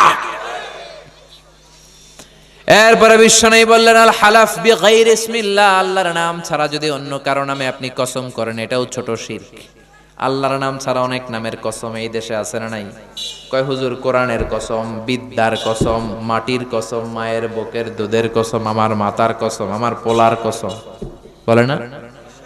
পীর সাহেবের কসম, এরকম বলে কি বলে না? আল্লাহ ছাড়া কারো নামে কসম করা যাবে? একটু ঝিমায়ে পড়ছেন মনে হয় আপনারা। শেষ করে দেই, দোয়া করে দেই, আরো 2-1 মিনিট শুনবেন? আচ্ছা, তাকবীর দেন তাহলে, লিল্লাহি তাকবীর। আরো জোরে দেন, লিল্লাহি তাকবীর। কসম কাটবো একজনের নামে, তিনি কে? মনে থাকবে? এজন্য বিশ্বনবী বলতেন মান কানা হালিফান লা মাহালাতা ফালিয়াহলিফ বিল্লাহ। কারো যদি কোনো কারণে গুরুত্ব বোঝাবার জন্য কসম কাটতে হয়, একজনের নামে কাটবা, তিনি কে? এমনকি কাবা ঘরের নামে কসম করা যাবে না, কাবার কসম বলা যাবে না, বলতে হবে তারাব্বিল কাবা, কাবার রবের কসম। সব কসম হবে কার নামে? আর জোরে বলেন কার নামে? এরপরে বিশ্বনবী বললেন লা তিয়ারাতা ফিল ইসলাম, ইসলামে তিয়ারা নাই। তিয়ারা মানে শুভ অশুভ, কুলক্ষণ সুলক্ষণ, এগুলো ইসলামে নাই। আছে? জোরে বলেন আছে? শুভ অশুভ, সুলক্ষণে কুলক্ষণে এগুলা নাই। লা তিয়ারাতা, লা তিয়ারাতা ফিল ইসলাম, ইসলামে কোনো তিয়ারা নাই। আমরা শুভ অশুভ, সুলক্ষণ কুলক্ষণ, কুফা, এগুলোতে বিশ্বাস করি কি করি না? ক্রিকেট খেলা দেখতেছে, এক বন্ধু ঘরে ঢুকছে, গায়ে বেটা তুই বেরো, তুই ঢুকলেই মাশরাফি আউট হয়ে যায়, তুই একটা কুফা। বলেন এগুলা? বলে? বলে? এগুলো বলা যাবে না। নতুন বউ আসছে, শাশুড়ি কয় মা নতুন আসছে একটু চা বানায় খাও, নতুন রান্নাঘর, নতুন সবকিছু, কিছু বুঝে নাই, চা বানাইতে যায় কাপ পরে ভেঙে গেছে। সবাইকে বউটা ভালো না রে, বউটা অপয়া, বউটা কুলক্ষণে, বলে না? এগুলো বিশ্বাস করা যাবে? ইসলাম বলে বিশ্বাস করবা তকদিরের উপর, ওয়াল কাদার খাইরিহি ওয়া শাররিহি মিন আল্লাহ, ভালো হোক মন্দ হোক করতে পারে একজন, তিনি কে? কেউ যেটা পারে না পারে কে? কেউ যেটা দেখে না দেখে কে? কেউ যেটা দেয় না দেয় কে? এরপরে বিষ্ণু বলেন ইতিয়ানুল আররাফিন, গণকের কাছে যাওয়া যাবে না। গণক চিনেন? কি করে? গণে ভবিষ্যৎ বলে, ভবিষ্যৎ একজন জানে, তিনি কে? এজন্য গণকের কাছে যাওয়া যাবে? তবে যাবেন, যে জিজ্ঞেস করবেন গণক বাবা আপনি চেম্বার দিয়েছেন কেন? গণক বলবে আমি সব জানি, ভবিষ্যৎ সব বলে দিতে পারি, আগে আগে কি হবে সব জানি। বলার সাথে সাথে 40 কেজি ওজনের এক থাপ্পড় দিবেন গালে। থাপ্পড় দেওয়ার পরে যদি রেগে যায়, আপনি বলবেন রাগেন কেন? আপনি তো সব জানেন, আমি যে থাপ্পড় দিব এটাও তো জানার কথা। আমি এসে যে আপনারে থাপ্পড় দিব, আপনি তো ভবিষ্যৎ জানেন, আমি যে থাপ্পড় দিব এটাও জানেন, যাই না সেই না থাপ্পড়টা খাইলেন কেন? আমার থাপ্পড় থেকে বাঁচার জন্য দৌড় দিলেন না কেন? ঠিক কি না? করতে পারবেন এরকম? গণকের কাছে যাওয়া যাবে না। আবার দেখবেন হাতের রেখা দিয়ে কয়, হাতের রেখা নাকি ভাগ্য আছে, ম্যাগনিফাইং গ্লাস আছে, এরকম এক চোখ বন্ধ করে এমনি এমনি দেখে, হাত দিলে গ্লাস দিয়ে ভেবে দেখে, উল্টা পাল্টা বলে যে হ্যাঁ তোমার তো অনেক ভাগ্য, তুমি পাবনার সাথিয়ার মানুষ, তুমি সৌদি আরবে যাবা, অনেক টাকা হবে তোমার, বিয়ে হবে কিছুদিন পরে, উল্টা পাল্টা বলে। এগুলোর সাথে ইসলামের কোনো সম্পর্ক? তারপর অনেকে টিয়া পাখি নিয়ে বসে থাকে, আছে না নাই? টিয়া নাকি ভাগ্য বলে দেয়। ভাগ্য আল্লাহ ছাড়া কেউ জানে? জোরে বলেন। এরপরে রাশিফল বাবা, এদের কাছেও যাওয়া যাবে না। মেষ রাশি, বৃষ রাশি, কর্কট রাশি, তুলা রাশি, সিংহ রাশি, কন্যা রাশি, আছে না নাই? যাওয়া যাবে? উল্টা পাল্টা বলে। আপনি গেলে বলবে তোর উল্লুক রাশি, আপনার বন্ধু নিবেন কইবে তোর বন্ধুর ভাল্লুক রাশি, আপনার বউ নিয়ে যাবেন বলবে তোর বউয়ের বিলাই রাশি, তোর কুত্তা রাশি, তোর মাইয়ার ইন্দুর রাশি, আছে না নাই? এগুলোতে মুসলমান বিশ্বাস করে না। মুসলমান বিশ্বাস করে একজনের উপর, তিনি কে? আরো জোরে বলেন, তিনি কে? এজন্য বিশ্বনবী বলেন খবরদার কোন গণকের কাছে যাবা না। মান আতা আররাফান ফাসালাহু আন শাইইন বুতিলাত লাহু 40 লাইলা। গণকের কাছে যে যদি কেউ কিছু জিজ্ঞাসা করে, সাথে সাথে তার 40 দিনের নামাজগুলোরে বাতিল করে দেয় কে? কে? আপনারা কি চান আপনাদের নামাজগুলো বাতিল হোক? এরপরে অনেকে তাবিজ ঝুলায়, আছে না নাই?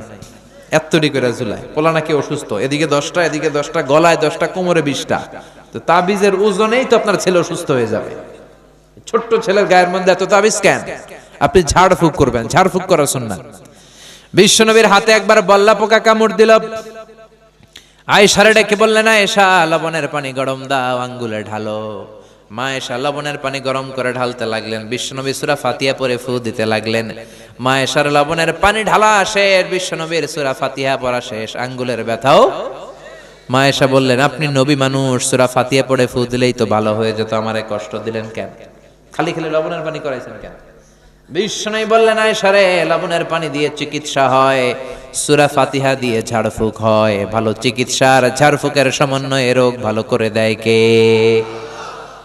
আপনি অসুস্থ, সূরা ফাতিহা পড়ে ফু দেন, সুস্থ করে দিবে কে? আপনাকে জিন ভূত আসর করেছে, আয়াতুল কুরসি পড়েন। ছোট্ট বাচ্চাকে জিন ডিস্টার্ব করে, পরি ডিস্টার্ব করে, সূরাতুল ফালাক, সূরাতুন নাস পড়ে ফু দেন, সুস্থ করবে কে? বিশ্বনবী তাবিজ দেখলে ছিঁড়ে ফেলতেন, সাহাবারাও ছিঁড়ে ফেলতেন, তাবিজ ঝুলাতেন না তারা। কোরআনের আয়াত দিয়ে দেওয়া যাবে কিনা এটা ইখতিলাফি মাসআলা, নির্ভরযোগ্য কথা হচ্ছে না দেওয়াই ভালো। আপনি ঝাড়ফুঁক করবেন, ঠিক কি না?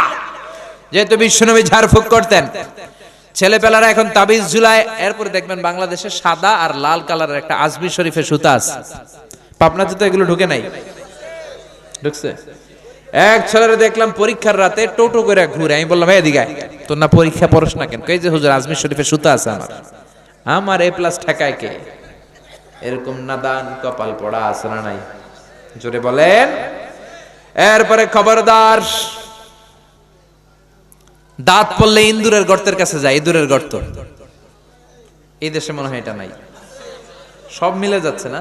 পুরো বাংলাদেশে একই সিস্টেম। দাঁত পড়ে গেলে ইঁদুরের গর্তের কাছে যেয়ে বলে, ইন্দুর মামা আম্মায় কইছে আমনে আমার বড় মামা, আমার মোটা দাঁত নিয়ে আপনার চিকুন দাঁত দেন। ইঁদুর আপনারা দাঁত দিবে? দাঁত দিবে কে? আশরাফুল মাখলুকাত। তার রুচি কতটা নিচে নামলে ইঁদুরের গর্তে যে মানুষ, সেরা মানুষ যে দাঁত চায়, নাদান, এগুলো ডাকাত, ঠিক কি না? এজন্য খবরদার এগুলো করবেন না। এরপরে দেখা যায় ট্রাকের পিছনে জুতা ঝুলায় রাখে। আমি তো বিভিন্ন হাইওয়েতে ঘুরি, এই জেলা থেকে ওই জেলা, রাতে রাতে মাঝে মাঝে দেখি বিভিন্ন ট্রাকের পিছনে সিরা জুতা। জিজ্ঞেস করলাম, কিরে সিরা জুতা কেন? কয় হুজুর বদ নজর লাগে, বদ নজর থেকে বাঁচা। অনেকে বদ নজর দেয়, তো যেটা বদ নজর দিল আমার সিরা জুতা যাইয়া ওর গালের উপর পড়লো। তো ট্রাক বাঁচানোর জন্য তাওয়াক্কুল করলো সিরা জুতার উপর, আল্লাহর উপর তাওয়াক্কুল করতে পারে না। ওরে বাঁচাবে কে? ও তো এমনি রাস্তায় দুর্ঘটনা ঘটে মরবে, ঠিক কি না?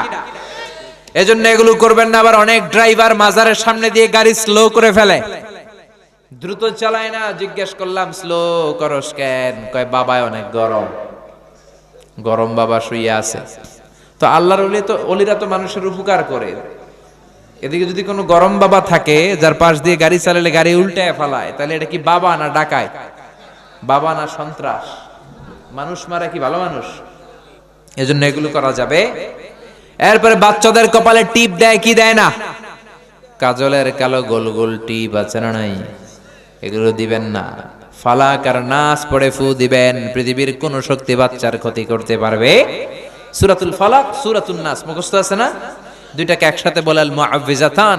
বিশ্বনবীকে লাবিদ ইবনুল আসাম, ইহুদিদের মিত্র, জাদু করলো, ব্ল্যাক ম্যাজিক। এই ব্ল্যাক ম্যাজিকে বিশ্বনবী 4 মাস, কোন বর্ণনায় 6 মাস টানা অসুস্থ ছিলেন। সূরা ফালাক আর নাস আল্লাহ নাজিল করলেন, সুস্থ করে দিল কে? এজন্য সূরা ফালাক আর নাস পরে ফু দিবেন। দুইটারে বলে মুআউযিজাতান। কালো টিপ দিবেন না। অবাক করা কাণ্ড, আমার বাসার অনেক প্রাচীন পুরাতন একটা অ্যালবাম আমি খুঁজে পেলাম বাসায়। অ্যালবাম ঘাটতে ঘাটতে দেখি আমার বয়স যখন 6-7, আমার কপালে এরকম কালো টিপ দেওয়া। আম্মারে ধরলাম, কালো টিপ দিছো কেন? কয় তোর নানি কইছে। নানিরে ধরলাম, তুমি কইছো কেন? কয় তোর বড় আম্মা কইছে। বড় আম্মার দুনিয়াতে বাইসা নাই, ধরতে পারি নাই। এরকম ঝামেলা অনেক জায়গায় আছে না নাই? এগুলো দিবেন না। তাওয়াক্কুল করবেন কার উপর? এরপর আমাদের এলাকায় বলে পরীক্ষার দিন সকালে ডিম খাবি না, সাবধান, ডিম খাইলে পরীক্ষায় তো ডিম পাবি। বলে এগুলা, বলে, বিশ্বাস করবেন না। এরপরে বলে জট কলা খাবি না, লেগে থাকে একসাথে। জট কলা খেলে নাকি জমজ পোলা হয়, বলে না? জমজ ছেলে হলে তো ভালো, 2 বারের কাম একবারে সারলো, ঠিক কি না? 2 বার, মায়ের কত কষ্ট, একবারে যদি 2 বাচ্চা হয়ে যায় আরো সহজ না? এরপর বলে হাত চুলকালে নাকি টাকা আসে, বলে। আবার বলে মাথার মধ্যে যদি 2 গিট থাকে তোর বিয়ে হবে 2টা। এগুলো মুসলমানরা বিশ্বাস করতে পারে? এই জন্য সাইয়েদানা লোকমান তার ছেলেরে বললেন, লা তুশরিক বিল্লাহি ইন্নাশ শিরকা লা যুলমুন আযীম। খবরদার, আল্লাহর সাথে শিরক করো না, শিরক হলো বড় অপরাধ। আল্লাহু আকবার। প্রথম উপদেশ শিরক করো না। প্রথম উপদেশ কি শুনবেন? 10টা, 5টা শুনেন। 10টাই? আচ্ছা, সংক্ষেপে বলবো।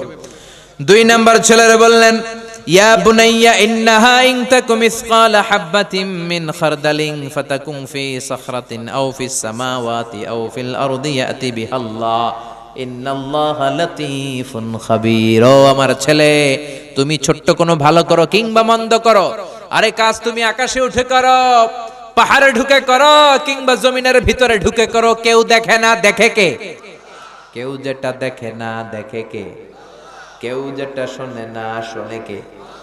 ছেলেরে সাবধান করায় দিচ্ছেন। বাবা প্রথমে বলল শিরক করিস না, তারপরে বলল বাবা তুমি ছোট্ট ভালো কাজ করো বা খারাপ কাজ করো, কিয়ামতের দিন ওই ছোট্ট কাজটাকে তোমার সামনে হাজির করবে কে? এজন্য ছোট্টবেলা থেকে ছেলের মাথায় আল্লাহর ভয় ঢুকায় দিবেন। কার ভয়?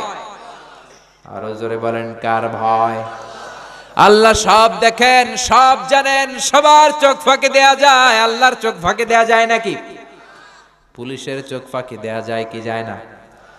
দুদকের কর্মকর্তার চোখ, বিমানবন্দরের কাস্টমস অফিসারের চোখ, পরীক্ষার হলের ম্যাজিস্ট্রেটের চোখ, কিন্তু আমার আল্লাহর চোখ ফাঁকি দেয়া যায়?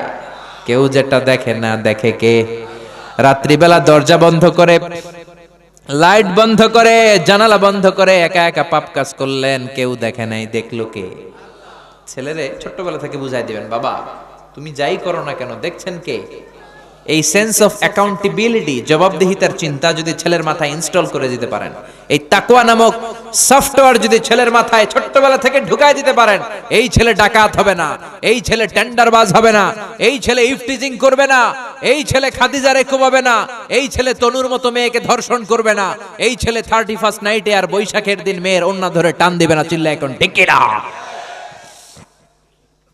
এজন্য ছোট্টবেলা থেকে শিখান।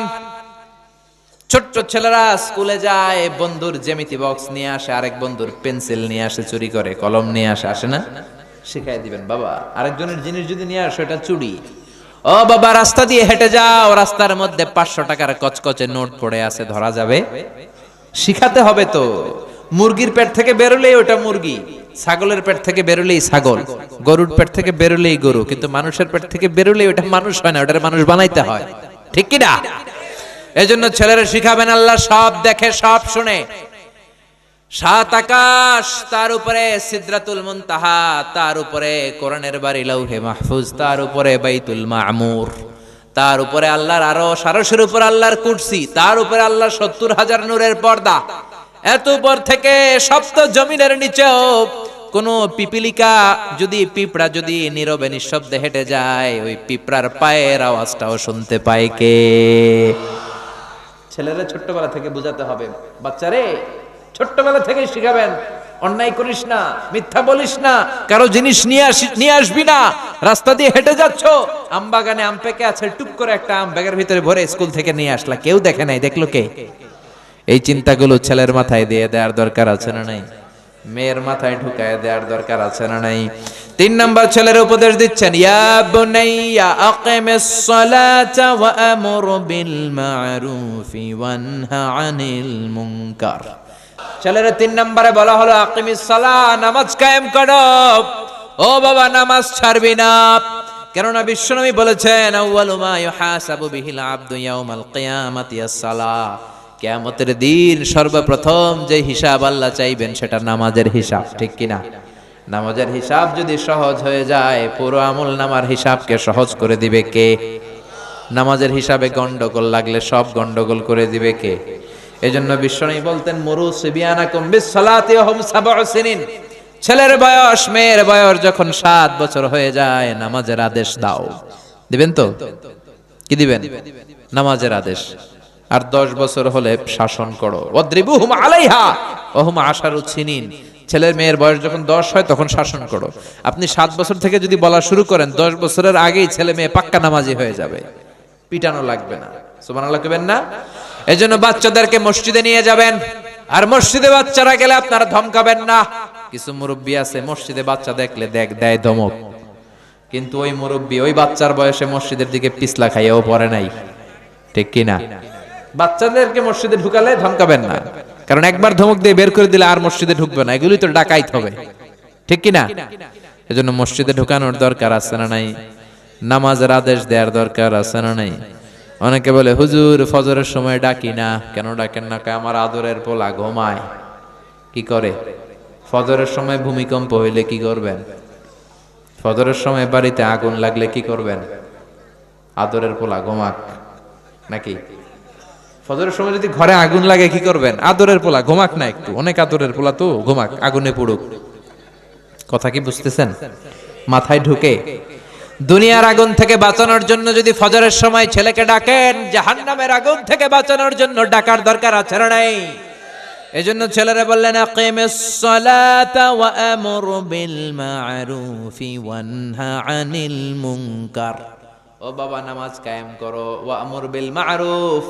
4 নম্বরে বললেন ভালো কাজের আদেশ দাও। 5 নম্বরে বললেন ওয়ানহা আনিল মুনকার, খারাপ কাজ থেকে নিষেধ করো। সুবহানাল্লাহ পড়েন। তার মানে বুঝালেন, বাবা তুই একা নামাজ পড়লেই হবে না, সবাইরে নিয়ে পড়বি। তোর ফ্রেন্ড সার্কেলকেও নামাজের দাওয়াত দিবি। বিকেল বেলা ক্রিকেট খেলার পরে তুই ওযু করে একা একা মসজিদে যাবি না, তোর বন্ধুদের মধ্যেও দাওয়াতি কাজ কর। তোর বন্ধুদেরকেও নামাজি বানা। একা একা জান্নাতে যে লাভ নাই, বন্ধুদেরকেও জান্নাতে ঢোকানোর দরকার আছে না নাই? এজন্য ছেলেকে সাইয়েদনা লোকমান শিখাচ্ছেন, আমর বিল মা'রুফ, ভালো কাজের আদেশ দাও, ওয়ানহা আনিল মুনকার, মন্দ কাজ থেকে নিষেধ করো। অন্যায় দেখলে বাধা দাও। ঠিক কি না? অন্যায় দেখলে এখন আর আমরা বাধা দেই না, আমাদের এখন সব সয়ে গেছে, ঠিক কিনা? প্রতিবাদের ভাষা আমরা ভুলে গেছি। বিশ্বনবী বলেছেন, অন্যায় দেখলে পারলে হাত দিয়ে থামিয়ে দাও। সামাজিক সন্ত্রাস, রাষ্ট্রীয় সন্ত্রাস এক থাপ্পড় মেরে জমিনে গুড়িয়ে দাও, ঠিক কিনা? ছেলেরা শিখালেন ওয়ানহা আনিল মুনকার, খারাপ কাজের নিষেধ করো। একা নামাজি হলে, একা বুজুর্গ হলে হবে না, সমাজটারও বুজুর্গ করার দরকার আছে না নাই? একাই ভালো হলে হবে না, সবাইরে ভালো করার দরকার আছে না নাই? কেননা আযাব আর গজব যখন আসবে, শুধু জালেমরা মরবে না, আলেমরাও মরবে, ঠিক কিনা? আলেম হয়ে তুমি হক কথা বলো নাই কেন? জীবনের ঝুঁকি নিয়ে কালেমার বাণীকে তুমি প্রচার করো নাই কেন? জোরে কোন ঠিক কিনা? এজন্য আযাব আর গজব যখন আসে তখন সবাই মরবে। সাইয়েদনা মুসা আলাইহিস সালাম ডেকে বললেন, আল্লাহ, কোন এলাকায় যখন তুমি আযাব পাঠাও, ওই এলাকার শুধু জালেমরাই মরে না, আলেমরাও মরে, আল্লাহর ওলিগুলাও মরে।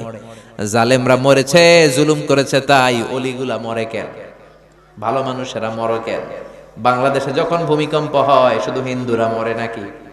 শুধু বেনামাজিরা মরে নাকি নামাজিরাও মরে? আল্লাহ বললেন, মুসা উত্তর দিব না, উত্তর তুমি নিজেই পাবা। সাইয়েদনা মুসা হাঁটতে আরম্ভ করলেন। মরুভূমির মাঝখানে একটা গাছ, বিশ্রাম নেওয়ার জন্য বসলেন। হঠাৎ ঘুমিয়ে পড়লেন।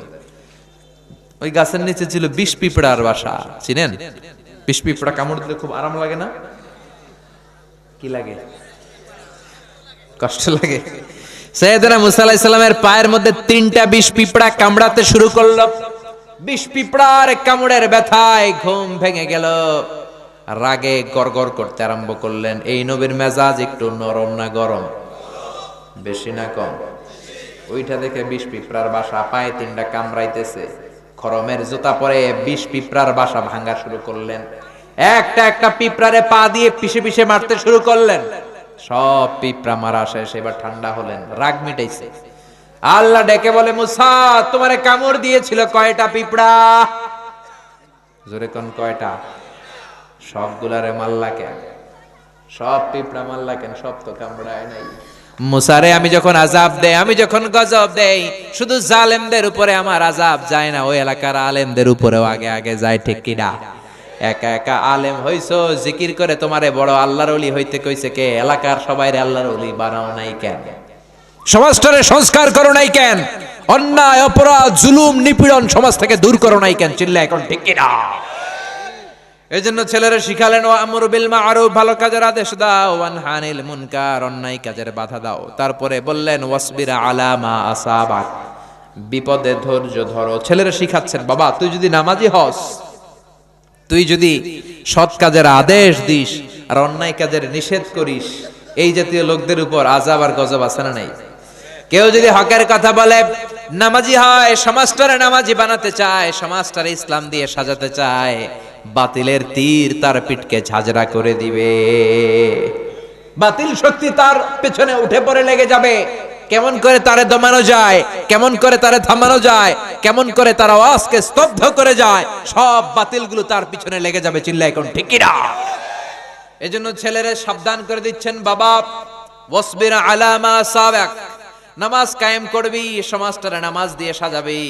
অসৎ কাজ থেকে মানুষকে যদি বিরত রাখতে বলিস, সমাজে তুমি আরামসে থাকতে পারবা না।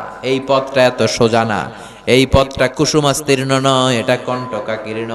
হকের কথা বললে কেউ আপনারে লাল গালিচার সংবর্ধনা দিবে না, হকের কথা বললে কেউ আপনারে ফুল দিবে না, সবাই মাইর দিবে।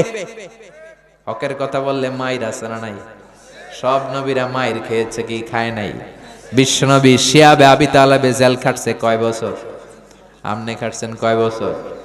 আমি খাটছি কয় বছর?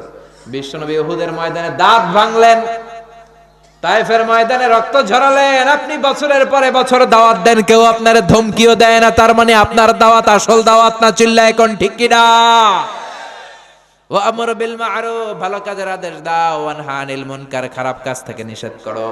হকের দাওয়াত যদি দেন, বাস্তব কথা যদি বলেন, আপনি আপনার এলাকায় থাকতে পারবেন না, আপনাকে এলাকা ছাড়তে হবে, আপনাকে সব বিসর্জন দিতে হবে। চিল্লা এখন ঠিক কিনা?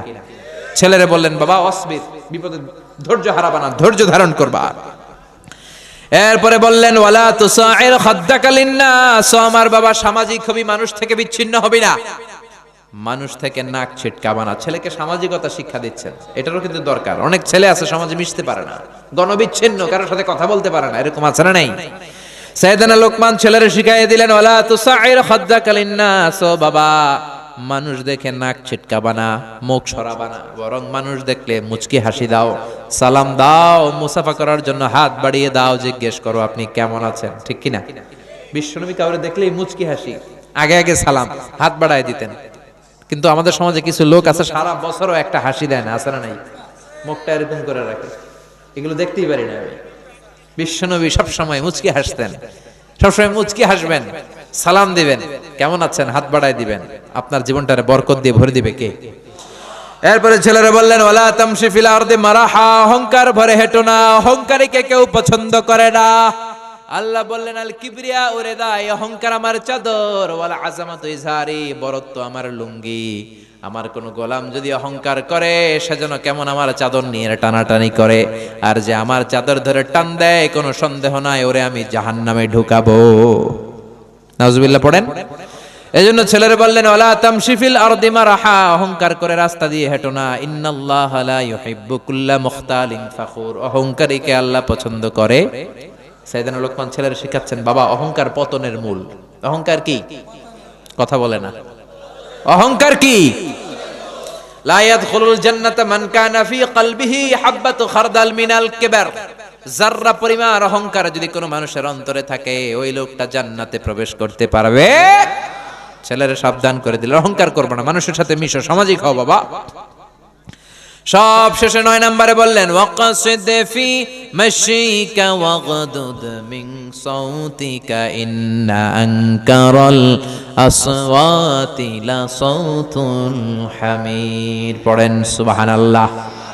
ওয়াকসিদ ফি মাশিক, রাস্তা দিয়ে বিনয়ের সাথে হাঁটো, কোমল ভাবে হাঁটো। কিছু যুবক ছেলেরা আছে 5-7 জন একসাথে হইলে রাস্তায় আর কাউরে চোখে পড়ে না, মুরব্বীদেরকে দামই দিতে চায় না, কারণ রক্ত গরম। আছে না নাই? এরকম আছে না নাই? যুবক ভাইয়েরা আমার সাবধান, যাদেরকে বুড়া বলে গালি দাও, যাদের দাড়িটা পেকে গেল, তাদের দাড়িও একদিন কালো ছিল, তারাও একদিন তোমাদের মতো তাগড়া যুবক ছিল। তারা যখন রাস্তা দিয়ে দৌড় দিত, সবাই তাকিয়ে থাকতো, কি সুদর্শন পুরুষ ছিল তারা। কালের বিবর্তনে, সময়ের আবর্তনে তাদেরকে বুড়া বানায় দিছে কে? তোমারও একদিন থুরথুরে বুড়া বানায় দিবে কে? এজন্য মুরব্বীদেরকে সম্মানের দরকার আছে না নাই? বাসের মধ্যে তুমি সিট পেয়েছো, 80 বছরের মুরব্বী বাজান দাঁড়িয়ে আছে, সিট ছেড়ে দাও, মুরব্বীরে বসতে দাও, তোমার জীবনটারে বরকত দিয়ে ভরে দিবে কে? এজন্য 5-7 জন যুবক একসাথে হলে রংবাজি কইরো না। তোমার রক্ত গরম, এই রক্ত ঠান্ডা করে দিতে পারে কে? তোমার চেয়ে অনেক বড় দাপটওয়ালা পৃথিবীতে ছিল, আজকে কেউ তাদের নাম নেয় না, ঠিক কি না? এজন্য সাবধান, যুবকগুলো একসাথে হলে ভদ্রভাবে চলবা। 5টা-7টা ছেলে পেলে একসাথে হইলে আর কাউরে চোখে পড়ে না। মেয়ে দেখলে হাসাহাসি, মুরব্বী দেখলে রাস্তায় জায়গা দেয় না, মনে হয় ওর বাবার রাস্তা। আছে না নাই? আর হুন্ডার সাথে থাকলে তো কথাই নেই, যদি হুন্ডা থাকে একটা করে আর ওগরে পায় কে? এজন্য ছেলেরা শিখালেন, ওয়াকসিদ ফি মাশিক, বাবা বেয়াদবের মতো রাস্তা দিয়ে চলো না, বিনয়ের সাথে। রহমানের বান্দাদের বৈশিষ্ট্য হচ্ছে তারা বিনয়ের সাথে হাঁটে। ওয়া ইবাদুর রাহমানিল্লাযীনা ইয়ামশুনা আলাল আরদি হাওনাও ওয়া ইযা খাতাবাহুমুল জাহিলুনা ক্বালু সালামা। রহমানের বান্দারা যখন হাঁটে অহংকার করে হাঁটে না, বিনয়ের সাথে হাঁটে। সুবহানাল্লাহ। সর্বশেষ উপদেশ, ওয়াগদুদ মিন সাউতি, কণ্ঠটারে নিচু রাখো, বড় গলায় কর্কশ গলায় চিল্লাফাল্লা করো না। যারা বড় গলায় কথা বলে এদের আওয়াজ কাল্লা গাধার আওয়াজের সাথে তুলনা করলেন। কার আওয়াজ? কার আওয়াজ? আমরা কি চাই আমাদের ছেলে মেয়েদের আওয়াজ গাধার আওয়াজ হোক? এজন্য কোমল ভাষায় ভদ্র একটা সফট আওয়াজ নিয়ে কথা বলবেন, বরকত দিবে কে? সাইয়েদনা লোকমান ছেলেকে 10টা উপদেশ দিলেন। আমরা যারা বাবা হয়েছি আমাদের ছেলে মেয়েদেরকেও এই উপদেশগুলো দেওয়ার দরকার আছে না নাই? এই উপদেশগুলো, এই নসিহতগুলো যদি দেই, আমাদের ছেলে মেয়েগুলোর আল্লাহর ওলি বানায় দিবে কে? নামাজি বানাবে কে? ভদ্র বানাবে কে? এজন্য উপদেশগুলো দিতে রাজি আছেন? মা বাবা যারা এসেছেন ছেলে মেয়েদেরকে এই উপদেশগুলো দিবেন। আল্লাহ তাআলা আমাদের সবাইকে কথাগুলো বুঝার ও আমল করার তৌফিক দান করুক। আমরা পড়ি আমিন। যতগুলো কথা বলেছি কোরআন হাদিসের আলোকে বলেছি, বানিয়েও কিছু বলি নাই। তারপরেও আমার মনের অজান্তে কোনো মিস ইনফরমেশন যদি আমার মুখ ফসকে বের হয়ে যায়, আল্লাহ তাআলা যেন স্মৃতিপট থেকে মুছে দেয়। আমরা পড়ি আমিন। সত্য, সুন্দর, কল্যাণকর, হকের পক্ষে যা বললাম তার সবটুকুন আল্লাহ তাআলা প্রথমে আমাকে, আপনাদের সবাইকে আমলের তৌফিক দান করুক। আমরা পড়ি আমিন। আমাকে যারা ইনভাইট করেছেন শুকরিয়া, আজকের সভাপতি সাহেবকে শুকরিয়া, বিশেষ করে আমার প্রিয় ভাই আব্দুল্লাহ আল মামুন, কোরআনের জন্য এক নিবেদিত প্রাণ, আল্লাহ তাকে কবুল করুক। আপনারা যারা এসেছেন আল্লাহ তাদের সবাইকে কবুল করুক, এই মাদ্রাসাকে কবুল করুক, মহিলা প্যান্ডেলে যারা এসেছে সবাইকে আল্লাহ কবুল করুক। আপনারা ভালো থাকবেন, সুস্থ থাকবেন, কোরআনের সাথে থাকবেন।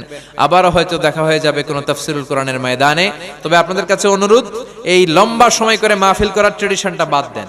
এ রাত 1টা-1:30টার দিকে বাড়িতে যাবেন, অনেকে ঘুমের কারণে ফজর পড়তে পারবে না। বিশ্বনবীর বক্তব্যগুলো ছিল ছোট।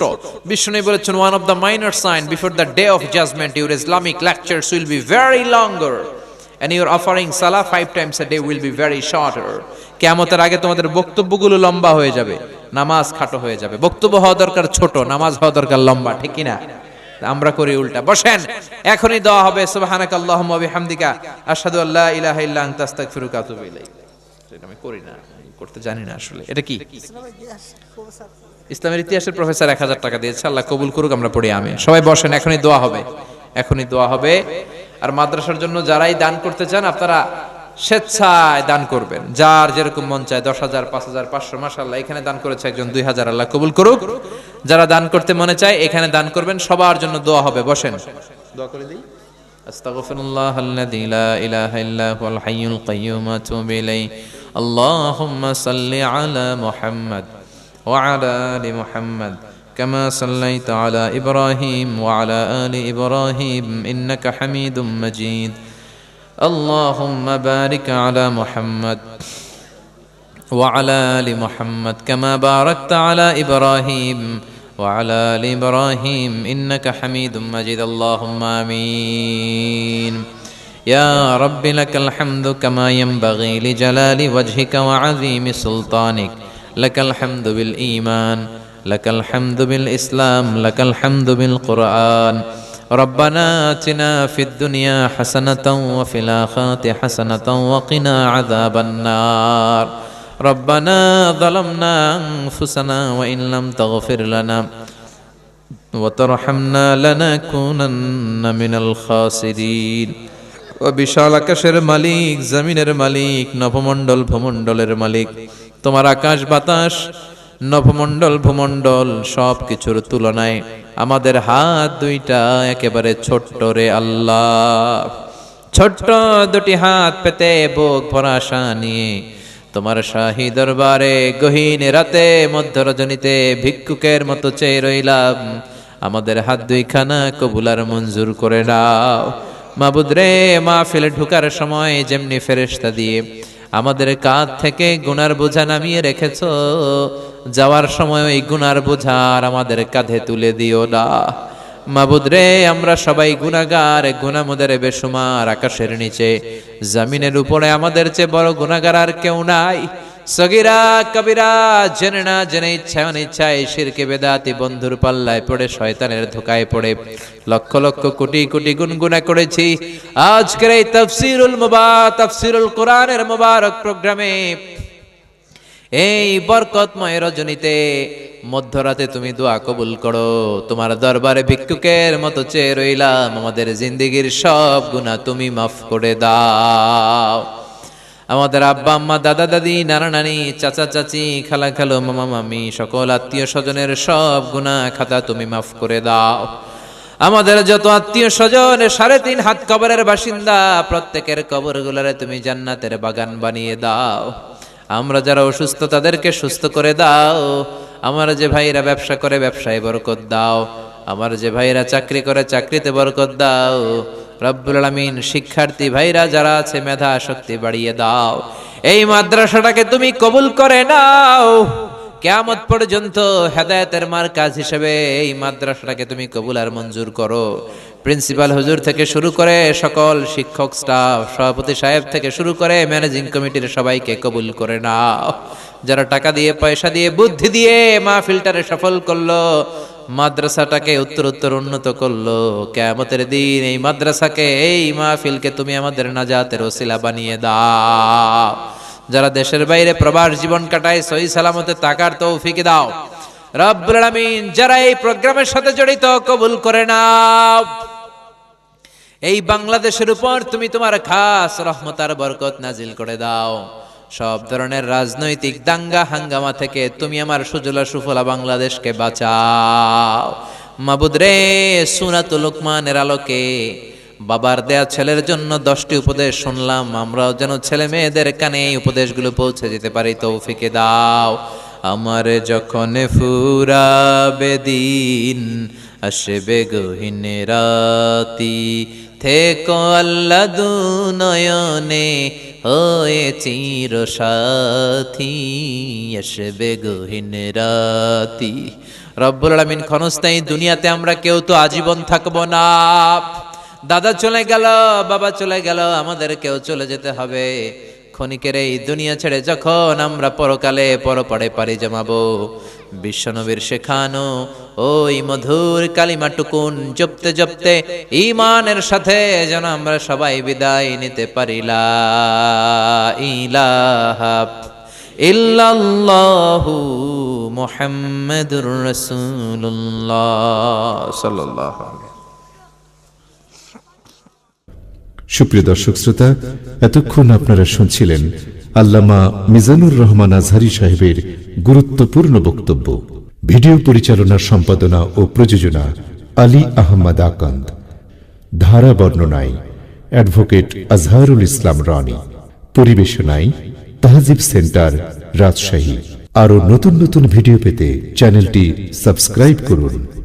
ভালো লাগলে কমেন্ট করুন এবং লাইক ও শেয়ার করে আমাদের সঙ্গেই থাকুন।